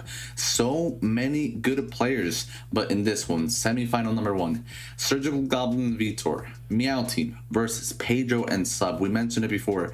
They were able to take it in the previous round versus my beloved LeBron James team, and Surgical Goblin and Beats were just our favorites. You know, they've done it time and time again, and now they're going up against the most improved player this year and a world finalist. Now, both these teams have leaned pretty heavily on drill so far in this competition. Do you expect to see a lot more drill from these two, or is this the stage where you start making some adjustments and changing things?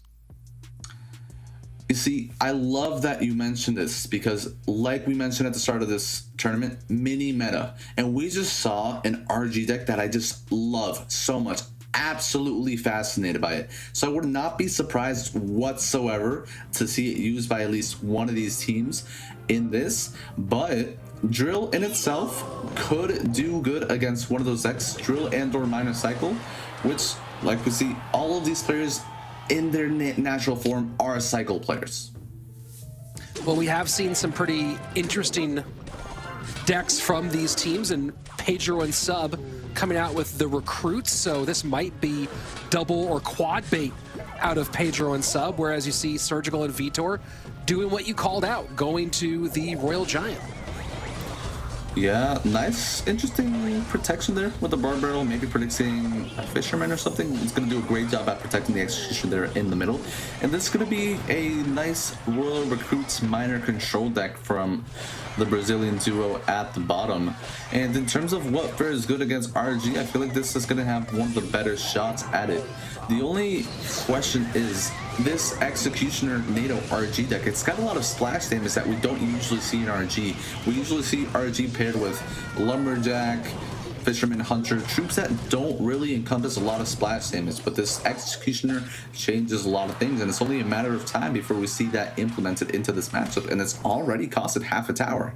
Well, you're seeing some adjustments here on the side of Pedro and Sub in this deck, taking out either the Executioner or the Dark Prince and subbing in the Goblins here. So, you know, kind of take a look at some of the older constructions they've had, taking a little of the defense out and going with some of this faster cycle stuff, which is going to be very susceptible to the Barb Barrel and the Executioner and the Log as well. Yes, 100%. Adaptations and developments throughout the rounds is exactly how you're supposed to play it. And this bomb chart, I was about to comment, this Executioner used on the left-hand side could open the door for these recruits on the right-hand side. But now you've got a bomb tower to stabilize. However, it's still a ton of damage. I love how they're playing this, just really capitalizing on the usage of the Executioner on the left-hand side, and that's what defended RG. And able to hold off the first Royal Giant. Is there enough for Pedro and Sub to stop the second? Prediction Barb Barrel runs right through those squishy goblins, and this is a very healthy Royal Giant who's about to ruin that left-hand tower. And Pedro and Sub, I don't believe they have enough time to minor poison cycle their way back into this one. I mean, it's one of those things, right? You have the deck on paper, you see it, it's kind of constructed to deal with exactly what it's supposed to go up against. But then your building is just outside gold. Your goblins get predicted with a Barb Barrel, and 1, 2, 3, your tower's gone. And a pretty devastating blow here in this one. Sub and Pedro able to get it closer, but not quite able to get it back. So game number one, we see Surgical Goblin and Vitor do exactly what you said. Take a look at that Royal Giant, go, hey, that's some cool 2v2 Royal Giant action. Let's go ahead and run that for ourselves.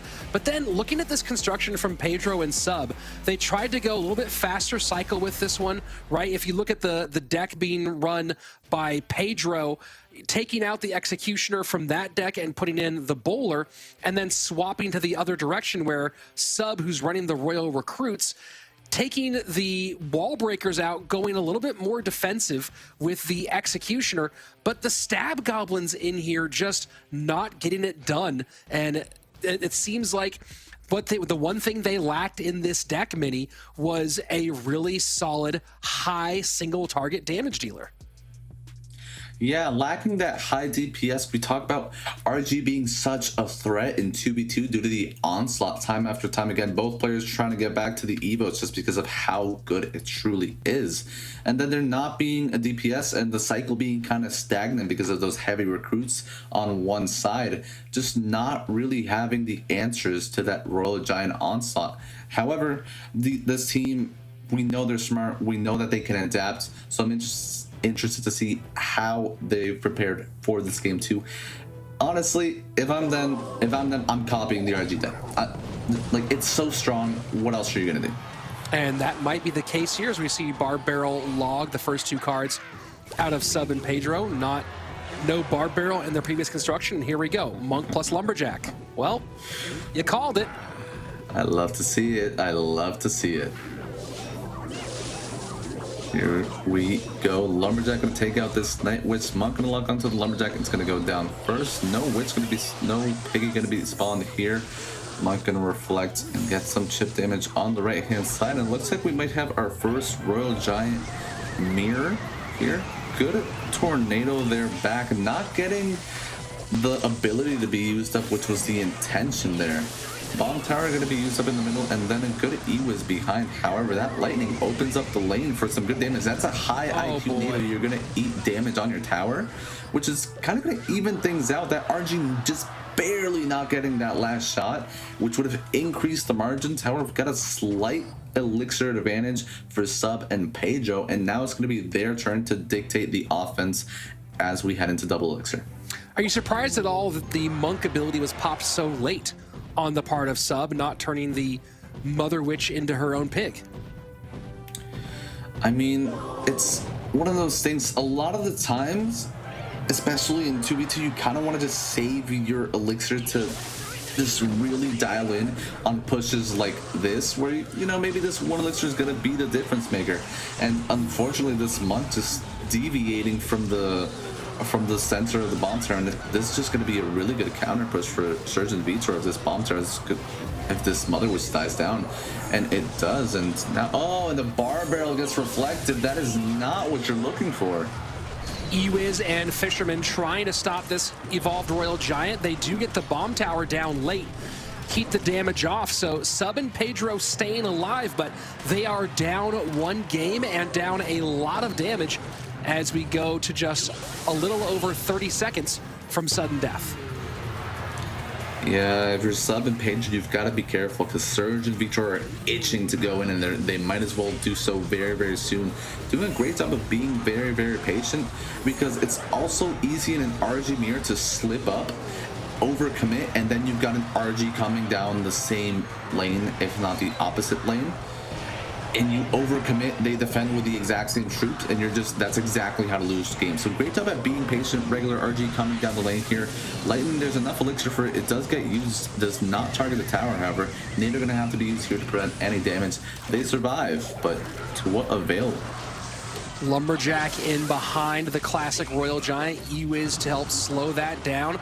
This does feel kind of throwback to be seeing Lumberjack and Electro Wizard in these Royal Giant decks, and this is trouble for Sub and Pedro. Bomb tower does not get reflected there. Fireball does take out the Fisherman, and we're going to need to see another watch out for that pushback from the monk. It does push the RG into range. This is lightning and fireball range. However, keep in mind that the fireball was just used offensively. Bar barrel gets reflected. However, keep in mind RGs are going to come down from both players. Double RG. Is there going to be enough elixir to defend? Because there's not going to be enough elixir to be spent on spell cycling here. Here we go. Lightning in. Evolved Royal Giant trying to get it done. Fireball getting there. And it cannot do it in time.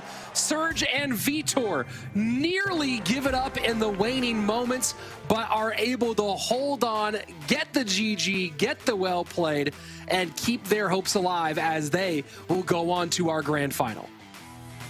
Wow. That tower was at 455, but there was a fireball landing and there was an RG cannon landing as well. That game was less than half a second from going the other way. And it's things like this that make 2v2 different than any other game. Where there we go, the RG cannon just barely not landing. And I mean, props to Surge and Vitor. They controlled that game the entire time. Pedro and Sub just really being behind in the entirety of the mirror matchup. It seemed like the lightnings from Surgical Goblin really put the team ahead throughout the entire time, and there wasn't any chance for Sub and Pedro to capitalize until that last attack. There certainly was not. They put the pressure on and not quite able to get over the hump. Surge and Vitor holding on here. Of course, we do have a prize pool that distributes to a lot of positions, so there will be a third place match in the future that we'll see a little bit later today for Sub and Pedro, but their hopes of being our Season 4 2v2 champions now dashed by two very experienced 2v2 players in the form of Surgical Goblin and Vitor. There you go, taking a look at the current view. Grand final, Surge and Vitor awaiting the victor of Doom and Faust versus Mohammed Light and Lucas. And then, of course, Pedro and Sub will face the loser in that matchup in the third place match for that little chunk of change. And, of course, the glory of being our third place victor. We have our last quarterfinal coming up here in just a couple of minutes. Don't go anywhere. We'll be right back with Mohammed Light and Lucas up against Faust and Doom.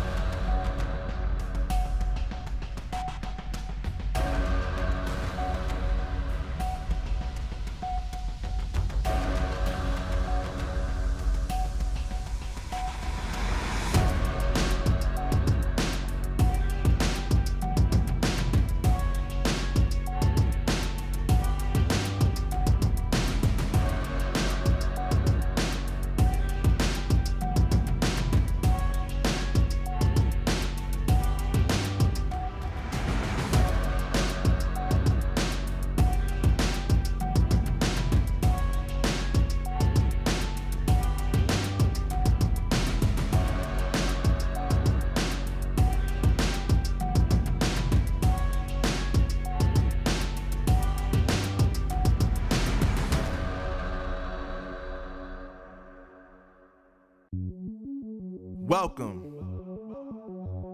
to the place where dreams come true. Where everything you want can be yours. If and only if you're willing to work for them. You're willing to hurt for them. But most of all, you're willing to be first for them. Ha! Look, I'm going straight to the top. I don't know how I would stop, like it or not. I got some goals that I'm hitting. You hear what I'm spitting? It's hot. Look what I got. Whole lot of passion and pain. The road to success is insane. Stay out my... And welcome back as we approach our last quarterfinal of the day to find out who is playing for third place against Pedro and Sub and who will face Surgical Goblin and Vitor for our 2v2 Open Championship here at the Snapdragon Pro Series, powered by Samsung Galaxy. If you're just joining us, I'm Rich Slayton, that's Juicy J, and we are jumping in to semifinal number 2, not quarterfinal, semifinal number 2. That's the kind of final we're doing. On one side, Mohammed Light and Lucas. On the other, Faust and Doom. Juicy, are we officially in the 2v2 RG meta? I think so. We were talking about it a little bit off cam, but that RG, it just does such a great job of applying pressure. And that's what 2v2 is all about. It's really hard to communicate with your teammates to make the perfect micro defenses. But the RG, all you gotta do is Lumberjack, RG Bridge, Monk, RG Bridge. Use your spells to take out your opponent's defenses. And it's tough to make a good defense out of that. Well, on the other side of things, of course, we've seen a lot of RG in the last match from Mohammed Light and Lucas. Doom and Faust, a bit more of a difference, right? We saw the double Loon play. We saw Lava Hound. And, of course, we did see them go to the Royal Giant. So far, it's been Mo and Lucas kind of sticking with the same story throughout a match versus the differentiation of Doom and Faust. Let's see what they do as we jump here into semifinal number 2. Here goes the Miner, picked up by the Skellies and an Electro Wizard. Law gonna come through, so we have Ewiz, some Psycho cards, E-Sphere, I would say probably another RG deck at the top, but Dominic and Faust maybe going for a Miner Control here, Miner Wall Breakers.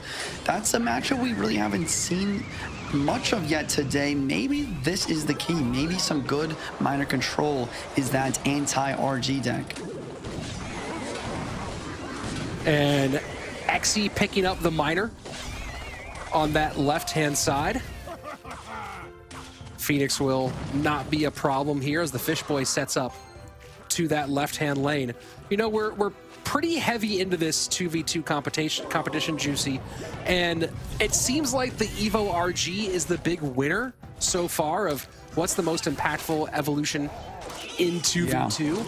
But how do you kind of place the remaining evolved cards from what you've seen so far? You know, in 2v2, I mean, the RG does a great job, which is weird because usually it doesn't do a great job in solo. The other cards, I mean, I gotta say Evo Barbs, just because it really counters the Evo RG quite well. And then maybe after that, the Evo Knight, you know, Evo Knight always doing a great job of good tanking ability. We saw the Firecracker being so impactful earlier. Are you surprised that Firecracker has not been more in the mix? Yeah, Firecracker's a weird one because if you have the right responses to it, like Fireball arrows, it gets almost no value, but in certain situations, it can be useful. I'm not really that surprised to see it kind of fall out of this mini meta here as we've seen more people using the Fireballs and even the Poisons that kind of knock down on that Firecracker value. Xe sets up to the right-hand side. Strong side for Lucas and Mohammed Light as Doom and Faust try to get a little extra chip damage before the Monk gets out in front.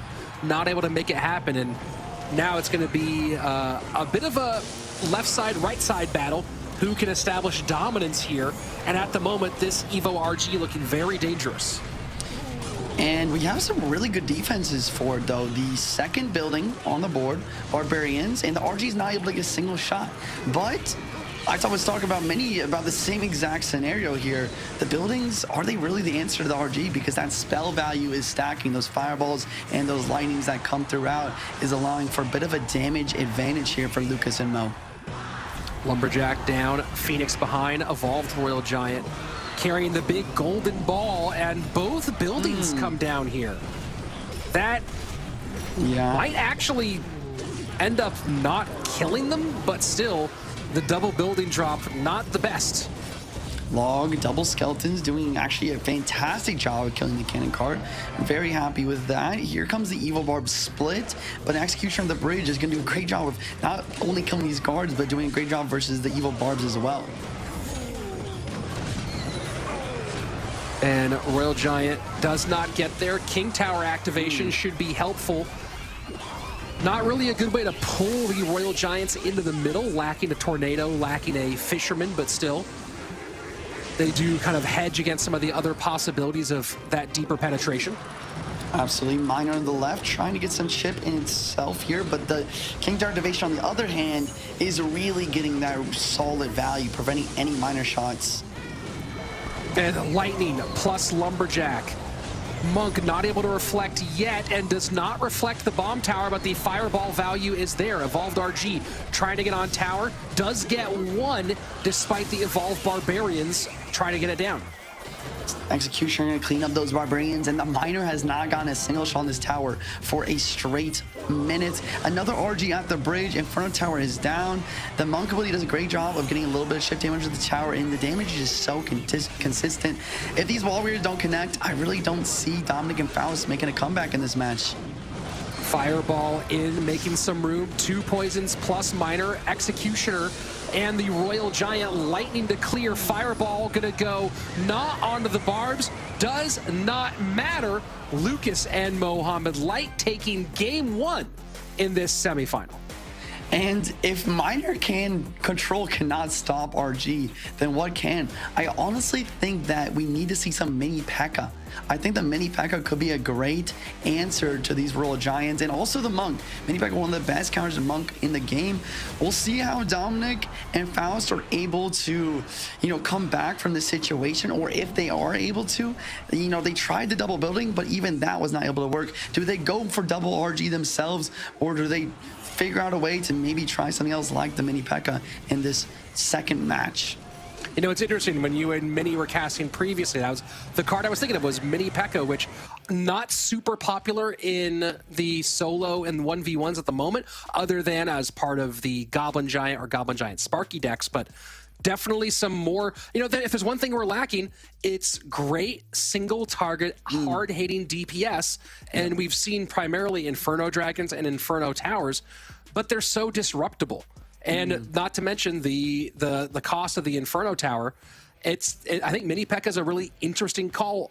Lumberjack, though, historically has done a good job of shredding Royal Giants. Curious to see if that gets in the mix more, potentially going with the Loon possibilities.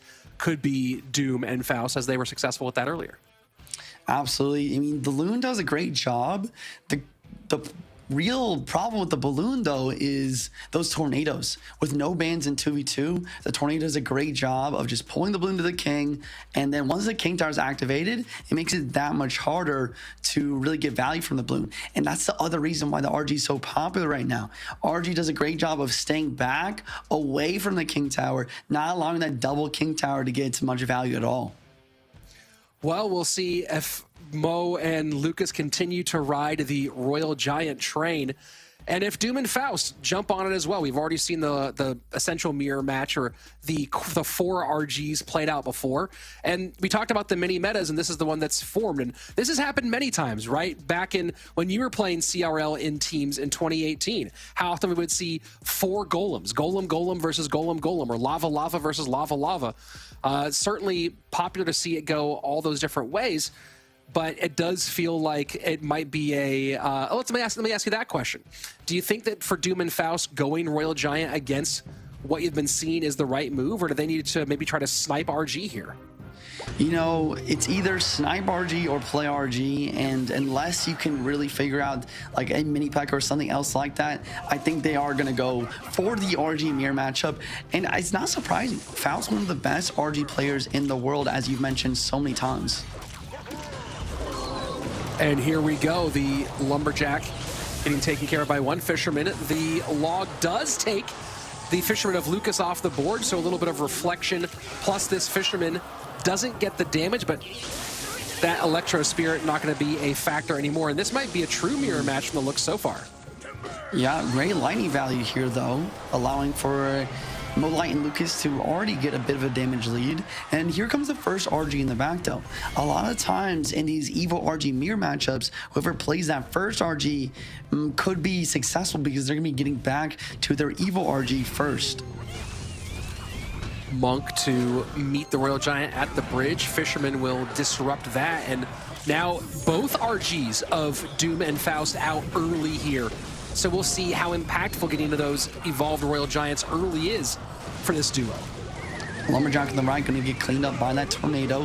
One RG on the left. Mo Lucas still up the damage there. I really love that defense, and I love the bomb tower pick here. The bomb tower maybe predicting that their opponents are going to go for the RG mirror matchup, allowing for maybe a very slight advantage.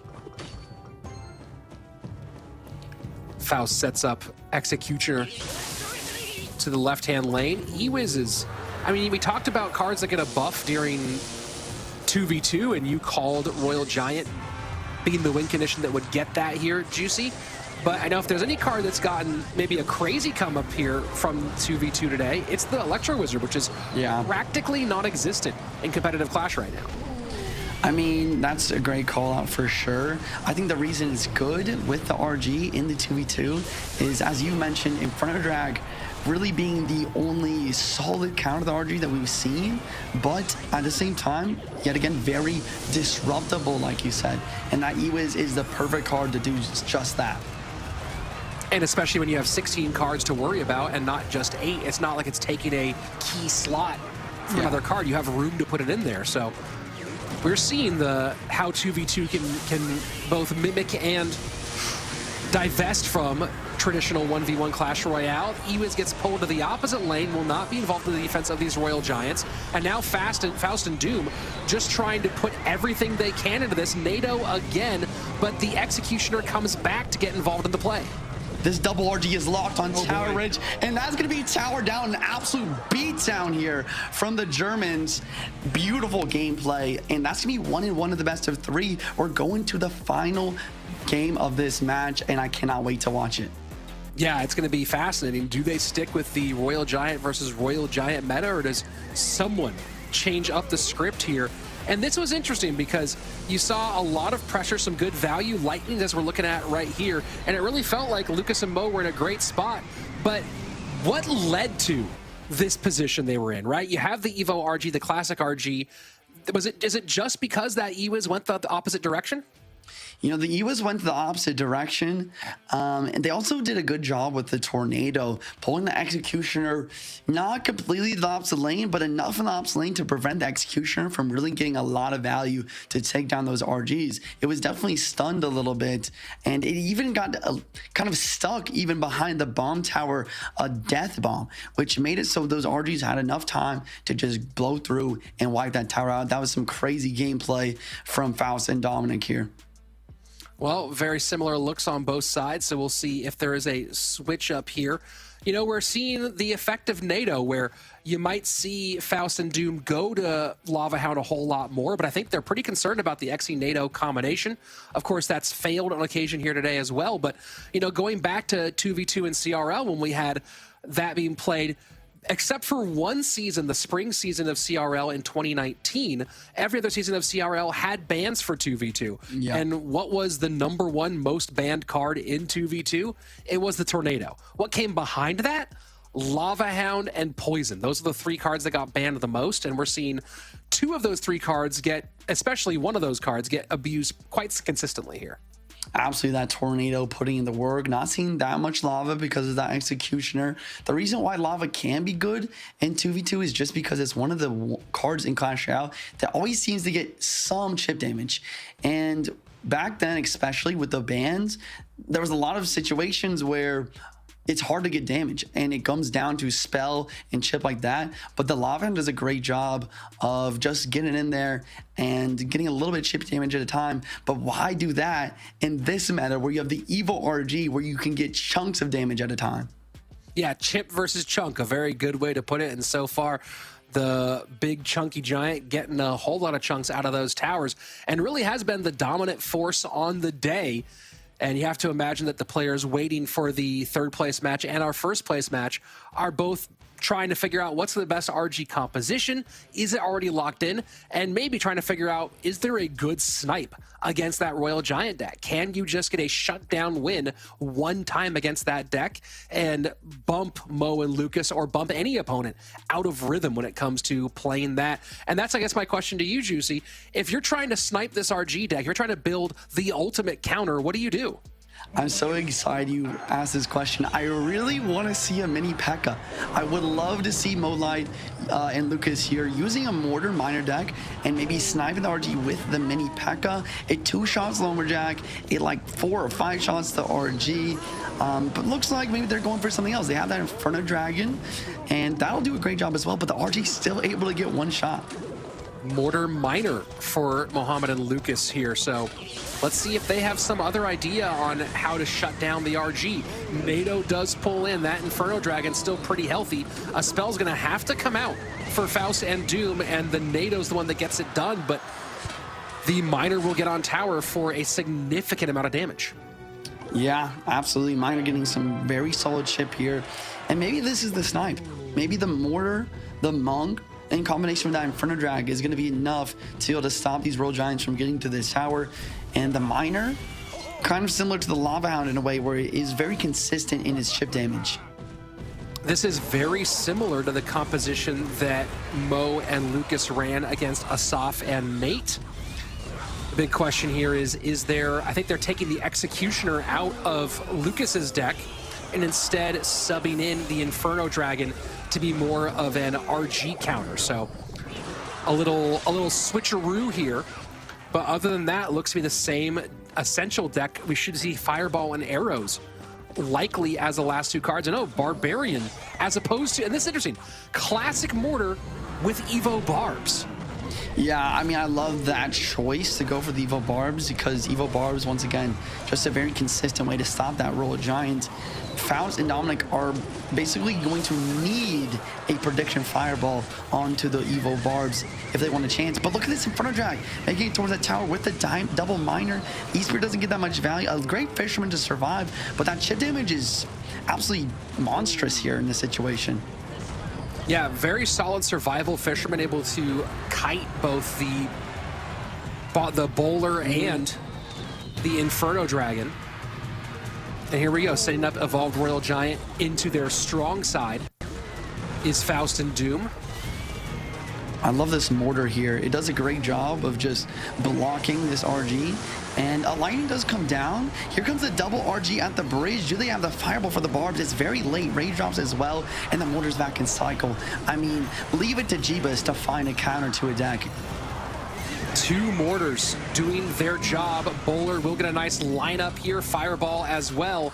And did that Mortar go coast to coast and hit the tower? I think it did. The splash damage is ridiculous in combination with the Tornado there. Here comes the last-ditch effort. Double RG at the bridge. NATO killing the Spear Gods and the Skellies. Ice Spear to try and freeze up both. That Inferno Drag doing a great job. The Barbarians are clutch.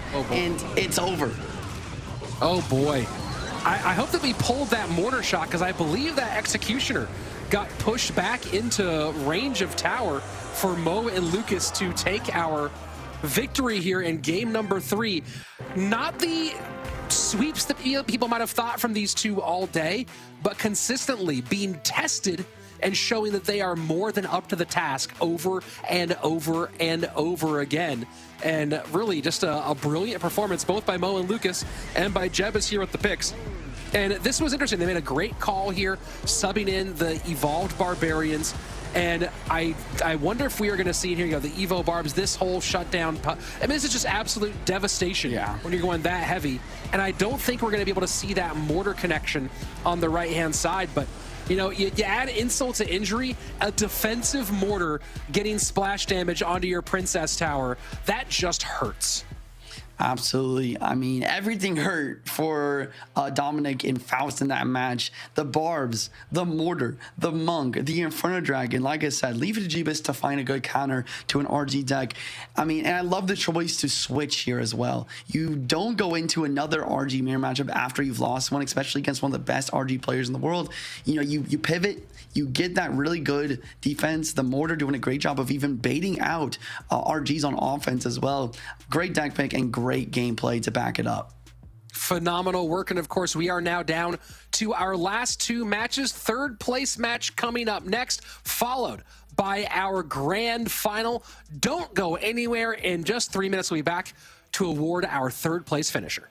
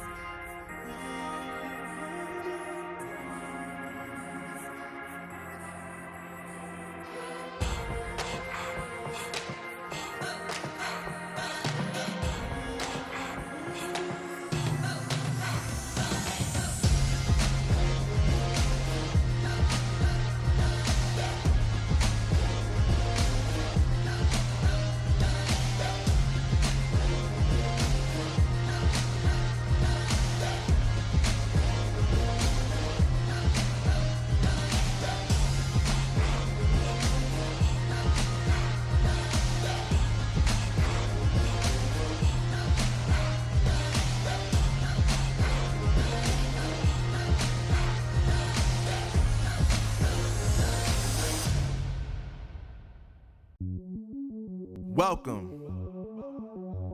to the place where dreams come true, where everything you want can be yours, if and only if you're willing to work for them, you're willing to hurt for them, but most of all...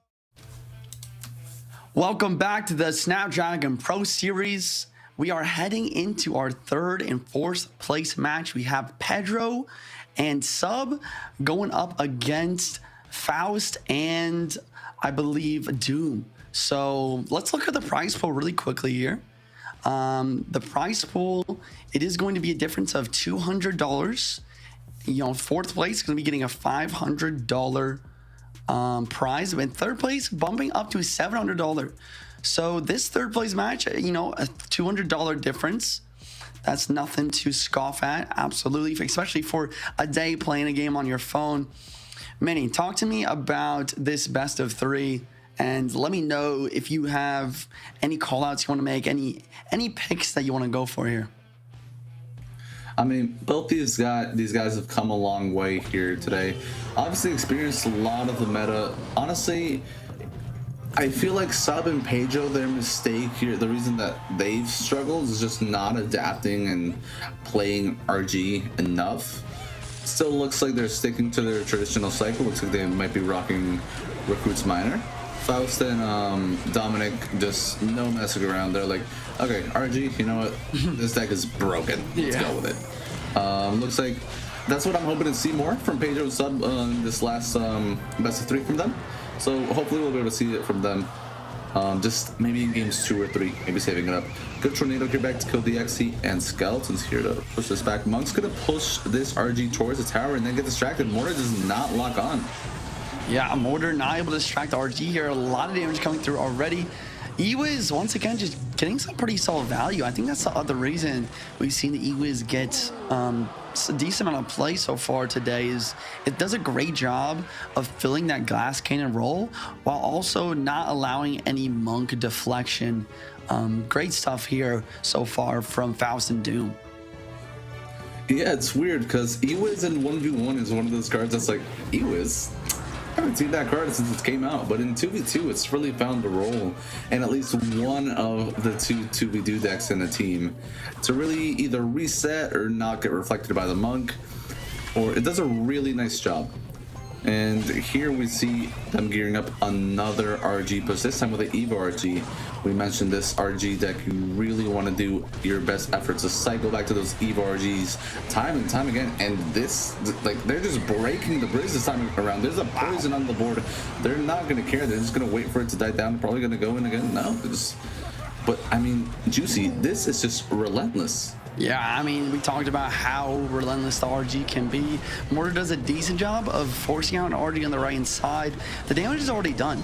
It's going to be pretty difficult for Pedro and Sub to be able to make this comeback. Not impossible, though. Minor Poison, one of those decks that's known for doing a great job of comebacks if they can defend perfectly from here on out.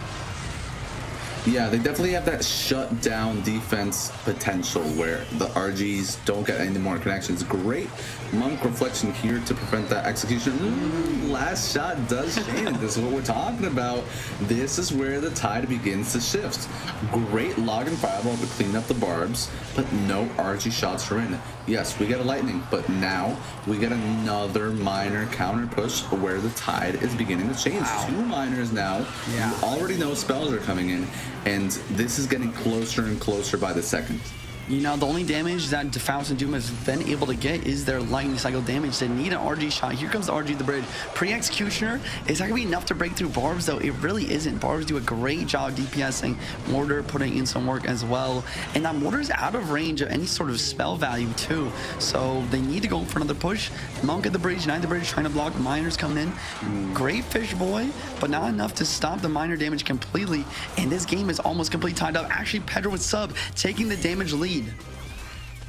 Yep, game completely put on its heels. Barbs in cycle for this RG. Prediction Fireball comes down, predicting just that. Barbs are going to come down now, and they're in a disadvantage because of that. You love to see the effort, but now they're even more on the back foot. Now you can't go in with the RG because of that. That's going to be in spell cycle range. Arrows are going to come down now, and Juicy, that's a comeback. Wow, we've seen in the final games of this tournament, RG getting pushed out of the meta by this beautiful Mortar minor control deck using those evil barbs, and that is why I love Clash Royale right there. The meta is always shifting, even in tournaments like this, and you need the pre-fireball for those barbarians, but Pedro and Sub just so patient, delaying, predicting the pre-fireball, and waiting to play those evil barbs until it comes down just onto one Elixir Skellies, not getting the value that they wanted there. I mean, it's one of those things, right? Because even if you pull it off, I don't even think you win the game because they don't die to the prediction fireball. You need a prediction fireball and the prediction log against the Evo barbs. So it's like, it's one of those things where it's like, it's flashy, is it worth it? It's what you need to do, but what you can't do. Tough situation for Faust and Dominic. And I mean, I'm telling Pedro and Sub that they need to be playing RG. You know what, guys? Stick to minor, repeat this minor deck, play it again, and just close this thing. Take it home, guys. Come on. Yeah, I mean, that's a great call. I mean, on the other end of the spectrum here, we have Faust and Dominic, like you said, going to RG, having pretty good success. But now they found a rut. They lost to minor control versus Muhammad Light and Lucas. And now they've lost one match. The first match was Sub and Pedro, and they're switching to Lava. Yeah, and off the bat, an Inferno Dragon in response. And, you know, it was in the previous set that we saw the first real counter develop in the mini-meta to the RG, which was the Mortar Inferno Dragon that we saw from Mo and Lucas. And that's why Mo and Lucas as a duo are so kind of lethal, especially because of their work with Jeebus, because they have someone who's so invested in thinking analytically and creatively about the game that they can adapt in the middle of a set in order to complement the decks that are in play. And now we see a lot more mortars to take care of expected RGs. This time around, this mortar is getting good matchup against Lava, which we know Dominic likes to run. However, there's a decent amount of damage on the right hand side, and we know in 2v2 Lava versus Executioner can be a little bit different because you have so many spells that you can kind of neutralize the troops. Yeah, especially if they have a lightning, right? Because the lightning, it gets the Executioner down to 1 HP, just like 1 or 2 minor shots, maybe a log or arrows to finish it off. I mean, that is a lot of elixir to spend on Executioner, but you can't forget about all that tower damage that can come through. A lot of the time in a beatdown type of deck in 2v2, that's what it's all about. You go for the lava and you basically, you know, you're, what's the word? You're trying to get a little bit of chip damage with some spells. You're not exactly trying to get this huge breakthrough. Yeah, precisely that. And it's lineups like these that force out a tornado and then you can capitalize on with other troops. Now we see an Inferno Dragon in the middle. This Executioner is going to begin to target to the side. And now we've got a balloon coming through. Mortar's going to have to be forced out from one of the players. Instead, it's going to be a fireball. However, the left-hand side Mortar got a lot of damage. Yeah. Probably a lot more than Faust and Dominic are comfortable with. Mortar again, and this is looking like spell damage range 645. That's just a couple minors, a couple poisons, or just a double minor poison fireball. I mean, they need to go in, they need damage now, but it's gonna be enough. It's almost like they have to let this Mortar lock and just make it happen. Here comes a fireball and the lightning to take out that Inferno Dragon. Lava's chipping away. Here comes the balloon. Are we gonna be able to see your tower trade, or is this game over?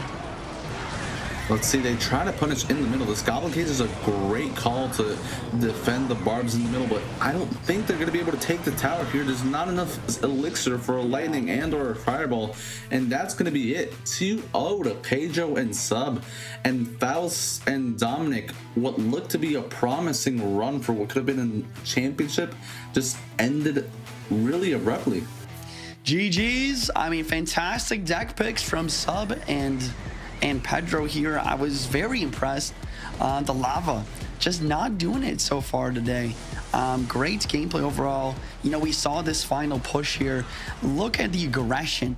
That was honestly like the biggest thing from Sub and Pedro there, is they were so aggressive in the pocket. They were the evil barbs, making it so that Faust and Dominic just didn't have enough elixir to allocate for the offense to make some sort of comeback.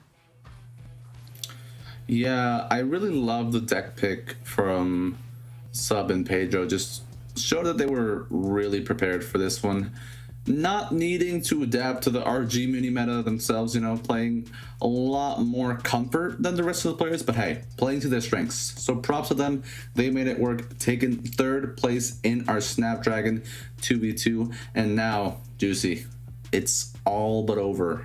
We have our grand final awaiting us. Here's the grand finals. We have Vitor and we have Surgical Goblin versus Muhammad Light and Lucas X Gamer. It is a replay of the last season's ESL finals for the 2v2, and I cannot wait to watch it. If you guys missed last season, Vitor and Surgical were able to beat Muhammad Light and Lucas, but anything can happen in this best of 3. These are the best of the best when it comes down to it. Absolutely. The absolute 2 best here today. Our repeat champions from last season take on our reigning 2022 CRL World Champion and one of repeat world champions or world finals in Lucas X Gamer. We'll be right back with our world finals soon. Don't go anywhere. The Snapdragon Pro Series powered by Samsung Galaxy is brought to you by Snapdragon Elite Gaming, Samsung Galaxy S23 Ultra, Monster Energy, and DHL.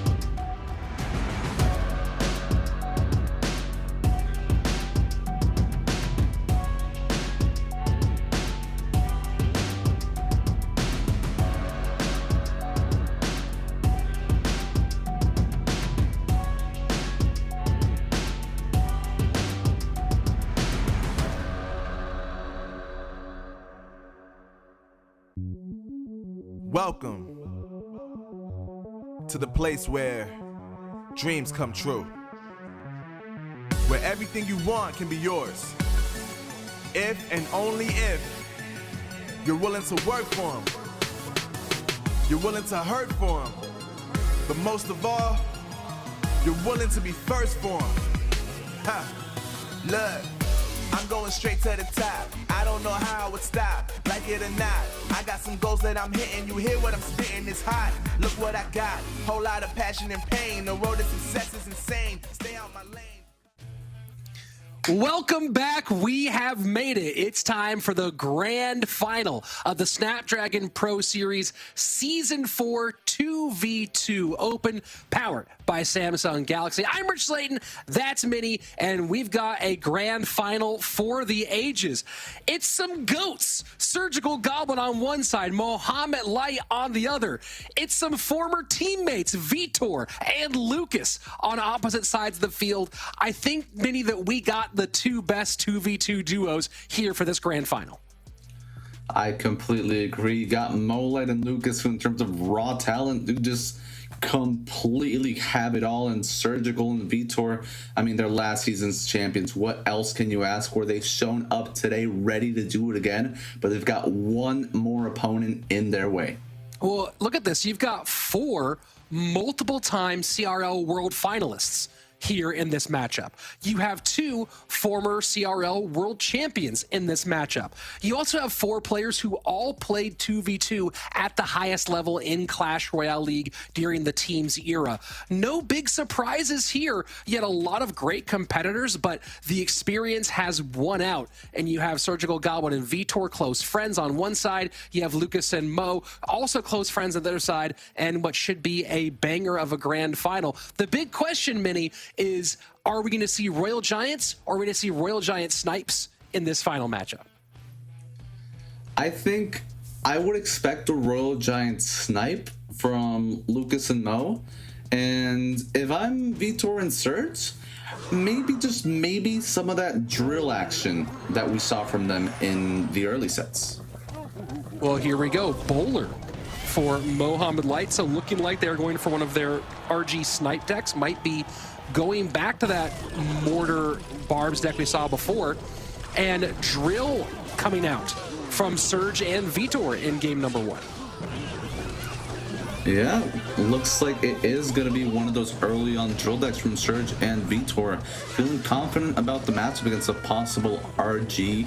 And it looks like Lucas and Mo, this is a deck that they feel comfortable going up against RG. We see the Barbs, possibly an Inferno Dragon in there as well. But we just know that they play this deck so well, both of them such great cycle players of their own. We know Surge and Vitor got a Magic Archer in reserve. Ice Spirit here to distract a Mortar Shot, and it jumps just before. That's just some unfortunate timing there. Well, a little shift here. You see Surgical Goblin going from the Magic Archer to the Electro Wizard. We'll see if they do have a Magic Archer in the mix here, but they've mostly run this with the Xe on one side and the Magic Archer on the other. So a very different look at this composition from Surge and Vitor. And I love the switch up there with the drill and getting this Magic Archer lamp that's been completely ignored. A Tornado here is also going to be super precarious. No Tornado. Super interesting. Felt like a Tornado there would have been super good. That Magic Archer just seems to have been a little bit under defended. So much damage there. Miner on the right hand side. Another drill coming in. And the Bowler not going to the drill, so the Evolved Barbarians have to come out to contend with it as the mortar sets up on the right hand side. Interesting to see the EWIZ coming in replacement of the Skeleton Dragons rather than to replace the Magic Archer in this deck from Surgical. Yeah, super interesting substitution. I guess they're a lot more comfortable with it, seeing Inferno Dragons more, just because Lucas and Mo played a lot more against the increased use of RG in this tournament. And this is a great Magic Archer. Gets frozen and logged back though, however, does need another response. There we go. And the Magic Archers are gonna always require a Fireball, so Lucas and Mo have to be careful. Fireball gets used here, so now they've got to cycle back and possibly try to get a lineup on offense. And it's all going to come down to those mortar shots that locked onto the tower, just with one Ice Spirit jumping or locking onto the mortar just a little bit too late. And these drills, there's going to have to be boulders on them because the barbs are always going to get either logged or NATO'd back, and it's going to be super tricky. So many moving parts in overtime here. And you see that miner go to the back. Maybe this didn't have it in cycle, but a little surprised that they didn't go for an attempt log to King Tower, because so far no activations in what would be a very good matchup for activations on the side of Surge and Vitor. NATO to the opposite lane. Drill trying to do enough here. Not going to get much damage, and Lucas and Mo looking like they're in a great position as the mortar connects. That's going to be it. Game number 1 for Mohamed Light and Lucas in our grand final. And just like that, it seemed like the mortar was the Achilles heel of Surgical Goblin and Vitor throughout the game. Time after time again, just too many slip-ups with that mortar locking onto the tower in single and double, and then yet again in overtime, whether it was from a heads-up fireball from Lucas to make the mortar lock on, or a late Ice Spirit, or your late Inferno Tower. That mortar was a problem time after time. I'm a little surprised they never went with the Magic Archer into the mortar lane to get that lineup and that damage. They had good damage in both sides. Thoughts on that decision-making? I mean, they did it initially at the start to switch lanes, and then they just fixated on that throughout the remainder of the game. But I think what really stopped them from doing that is the Monk that Lucas had in hand, because that Monk was always on the ready, and if they tried to chain the Magic Archer with the mortar, there was always the possibility of getting that reflected onto your own tower and an early GG being called. So maybe split lane just wasn't the way to go in this matchup being played, but time to reset for game 2. Now maybe it's time to see some RG being played. However, Mo and Lucas do have the cushion, so they're not as drawn to using this OP deck that we've seen today, so they're a lot more level-headed into preparing for it than Surge and Vitor have got their backs against the wall. You have to imagine that maybe Surge and Vitor might want to avoid it, just seeing how much Jebus has led Mo and Lucas, assuming he is doing the deck picking today, into RG counters in the last few matches. Yeah, it's something you definitely want to be accounting for. We've seen a variety of decks that Surge and Vitor have been skilled with. This Magic Archer drill deck being one of them. It hasn't been working out though. But this mortar deck just seems like it's got all the bases covered. It looks like it beats Love. It's got the Inferno Dragon. It's got a copious amount of spells to deal with all the air spam. It beats RG. We've seen that in previous sets. And it clearly beats Drill, but it looks like they're going to be sticking with it again. Drill versus Miner Mortar yet again. So here we go. Maybe feeling like they can get a better situation out of it this time around. Golden Knight does get a nice little dash here, but those barbs will be live as the Phoenix goes to work on the miner. Yep, round 2 this one. We are getting, I believe it's a complete mirror matchup. There shouldn't be any difference, but this time around they just have to be, well, I was going to say they have to be better prepared for the mortar, but once again we see a lock on. Only one shot, but it just doesn't seem like Vitor and Surge are playing championship caliber Clash Royale. Splitting the barbs, trying to get that dual lane pressure going early again as they did last time around, and a nice little King Tower activation. That could be a big difference maker from what we saw last time to this time. Super heads up play. Whenever you see that, it's really nice because it lets you know the players are in the game. Great Inferno Tower here to pick up the mortar, not protected. And now we see this is the decision. This is what they want. They play this drill in the opposite lane. They want to be playing this game in the opposite lane. Knight here in the front to predict a Magic Archer, prevent that from chaining onto the miner. Defend it here. So now it's just all going to come down to how well they can protect from the miners and just preventing any mortar locks onto the tower. Evo barbs split 3 to the weak side lane, supported by the Executioner. And Magic Archer, we're not going to see many Magic Archers over there near that weak tower. Yeah, and Rich, it's one of the things that we called out early on. It's Jeebus covering his bases. You've got a bowler that we know is in this deck for drills. We saw this against Asaf and Nate. We've got an executioner for lava. And this bowler, it's going to do good against drills all around, right? If it's in reserve, not enough elixir for it right now. But it just seems like they're so well equipped to deal with decks time after time again. They are prepared to win. So it's got to come down to micro and just outplays and heads up plays here for Surgical Goblin and Vitor. And that Inferno Tower continuing to give some spell value. So a happy trade here. Mortar in a pretty aggressive spot. Ewiz does come out and draws the mortar shot. Evo Knight to pick up if the Ewiz does go down. Held well for the moment by Surge and Vitor, but Mohamed Light and Lucas still maintaining the lead as we go into sudden death. Yep, and that fireball is a new decision to the deck. That was not in the previous game, and it's got to be because of the barbs. Very, very nice decision. I love to see him. Watch out for this golden. Is there a cycle card in cycle? No, there's not. That's going to be a dash onto tower while the Spirit Goblin works onto tower. The Spirit Goblin going to work, and now we're going to force the reflection.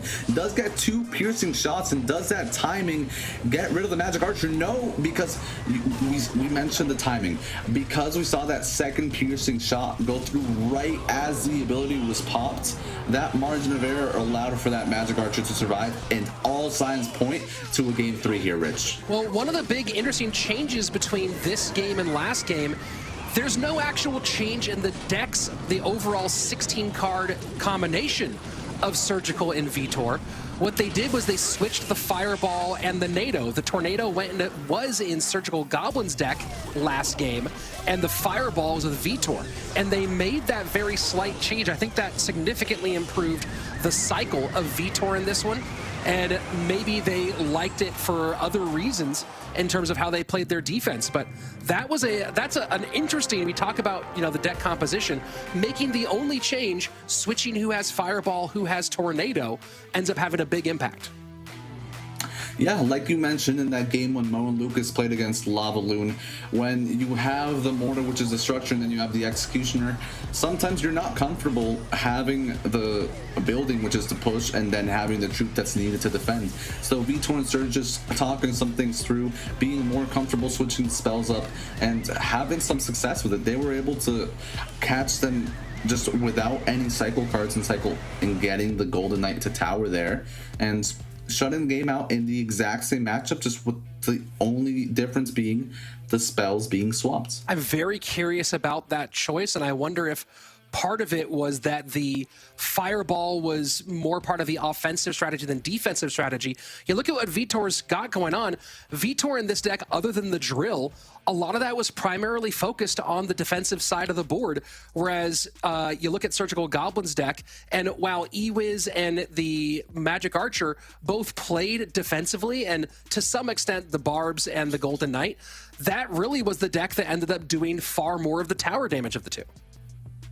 You know, it's great that you mentioned now, and I actually, thinking about it, I completely agree with the decision, because come to think about it, it's double elixir. You guys are spamming all your elixir at the bridge. Drills, Magic Archers. Vitor plays the drill at 4 elixir. He doesn't have elixir to NATO with the Magic Archer. That's why it's Surge's job to allocate that 3 elixir with the Tornado in order to get that line of 2 for the tower. So very smart thinking. I really support the decision, and I mean, it basically won them the game.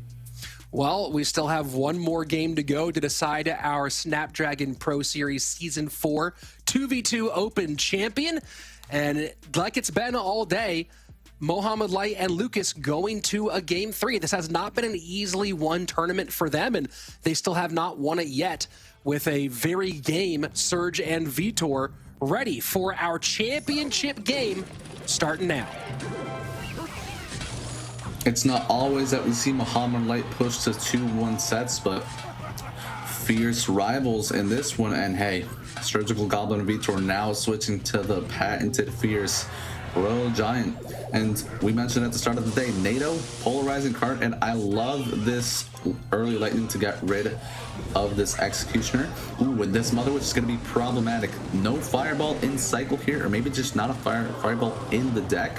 Forcing out a poison, that's going to be a little bit of damage for Surgical Goblin and Vitor. And chip to open. Lucas and Mo with the bigger lead with that 26-60 on the right-hand side, and just a full send from Surge and Vitor, and they do not have the elixir to contend with these barbarians. Yeah, I don't know about that. We mentioned RG players just playing it, especially in 2v2, just full send, trying to get back to Evo RGs as frequently as possible. This time just running into some barbs without enough elixir for Fireball. However, this is a minor deck, and there is enough elixir now on the board for Vitor and Surgical not to be punished. However, Mo and Lucas are probably going to be steering this next attack. Minor into the right-hand side. Again, aggressive evolved barb on the left-hand side. Ewiz does not get both. The minor perfectly played to counter and predict that Electro Wizard, and despite having 2 bolts, those 2 bolts all go into the same spot. Yeah, really heads up play. There's Lumberjack played to the strength, the mortar into the opposite lane. And now a Mother Witch isn't exactly, yeah, this mortar is locked on. Mother Witch isn't exactly the best defense here, and it gets defended by a Spirit. Now our Reflection's going to come on. This is a lot of damage while they're focusing all onto the other lane. Fireball comes down, but this RG's already damaged. And look at the right-hand side, Rich. Wow.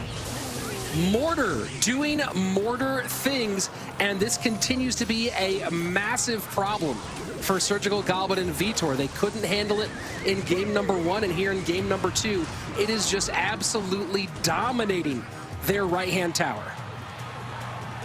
Not over yet. 2,000 left on the lower left-hand side tower. They're going to try to build a push from the middle. Can't go from the back because remember, despite that tower being at 800 HP, that tower dissipates fast because of all the spells in 2v2.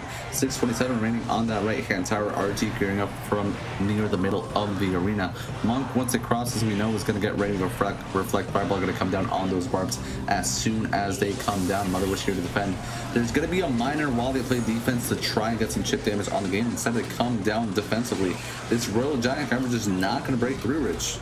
Not going to get it done. 569, not quite in spell cycle range yet, but very, very close. A well-placed minor could be the difference, but of course, Mo and Lucas not falling for the bait, not trying to rush it too hard, playing the smart game here, as they know one mistake against Evo Royal Giant could be the problem. But there you go, poison in, tick, tick, boom, and was it ever in doubt? Lucas and Mohamed Light, your Snapdragon Pro Series Season 4 2v2 Open Champions.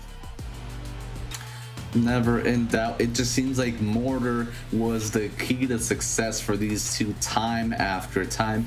We mentioned Royal Giant. These guys did not need that today. It was just mortar and just really adapting to their cycle play that holds a key place in their heart. It was mortar and defending the relentless RG onslaughts against many different opponents. Didn't matter who was up against. Vitor and Surge fought valiantly. Definitely trying to adapt with this RG deck, but to no avail. It's once again Mo and Lucas taking the crown. And taking a look at the decks here, it was again Mo and Lucas, mortar giving trouble, the RG getting shut down. Strange choice here, I think, from Surgical Goblin and Vitor, and it led to an absolutely dominating win from Lucas and Mohamed Light. And do we ever get tired of saying Mohamed Light champion, Mini? It does feel like that might be almost the only thing we say in Clash Royale. I mean, I think it's become a part of my daily routine at this point. You know, wake up, take a shower, have breakfast, Mohamed Light champion, go to sleep, Mohamed Light champion. Next day, read a book, Mohamed Light champion. It's just, it is what it is. Well, Juicy, I want to bring up the bracket here as we talk about the performance that we just saw, because it wasn't easily won, but it was well won throughout this day. Mohamed Light and Lucas, a series of 2-1s to go ahead and become our champion. Yeah, I mean, they did a fantastic job. They started out using Mortar, Bowler, Executioner. You know, they saw a little bit of success and then they lost. And then they kind of shifted to the RG as the mini meta shifted in that direction. And then finally they figured out a great counter to that RG and then stuck with that as the best quote-unquote deck in the 2v2 mini meta. That Mortar Minor Poison just did a great job of being so consistent throughout the entire bracket. They were wildly consistent both in making good times to pull the RG and, of course, good adjustments to counter it when necessary. So congratulations one more time to Mohamed Light and Lucas for winning our 2v2 Open.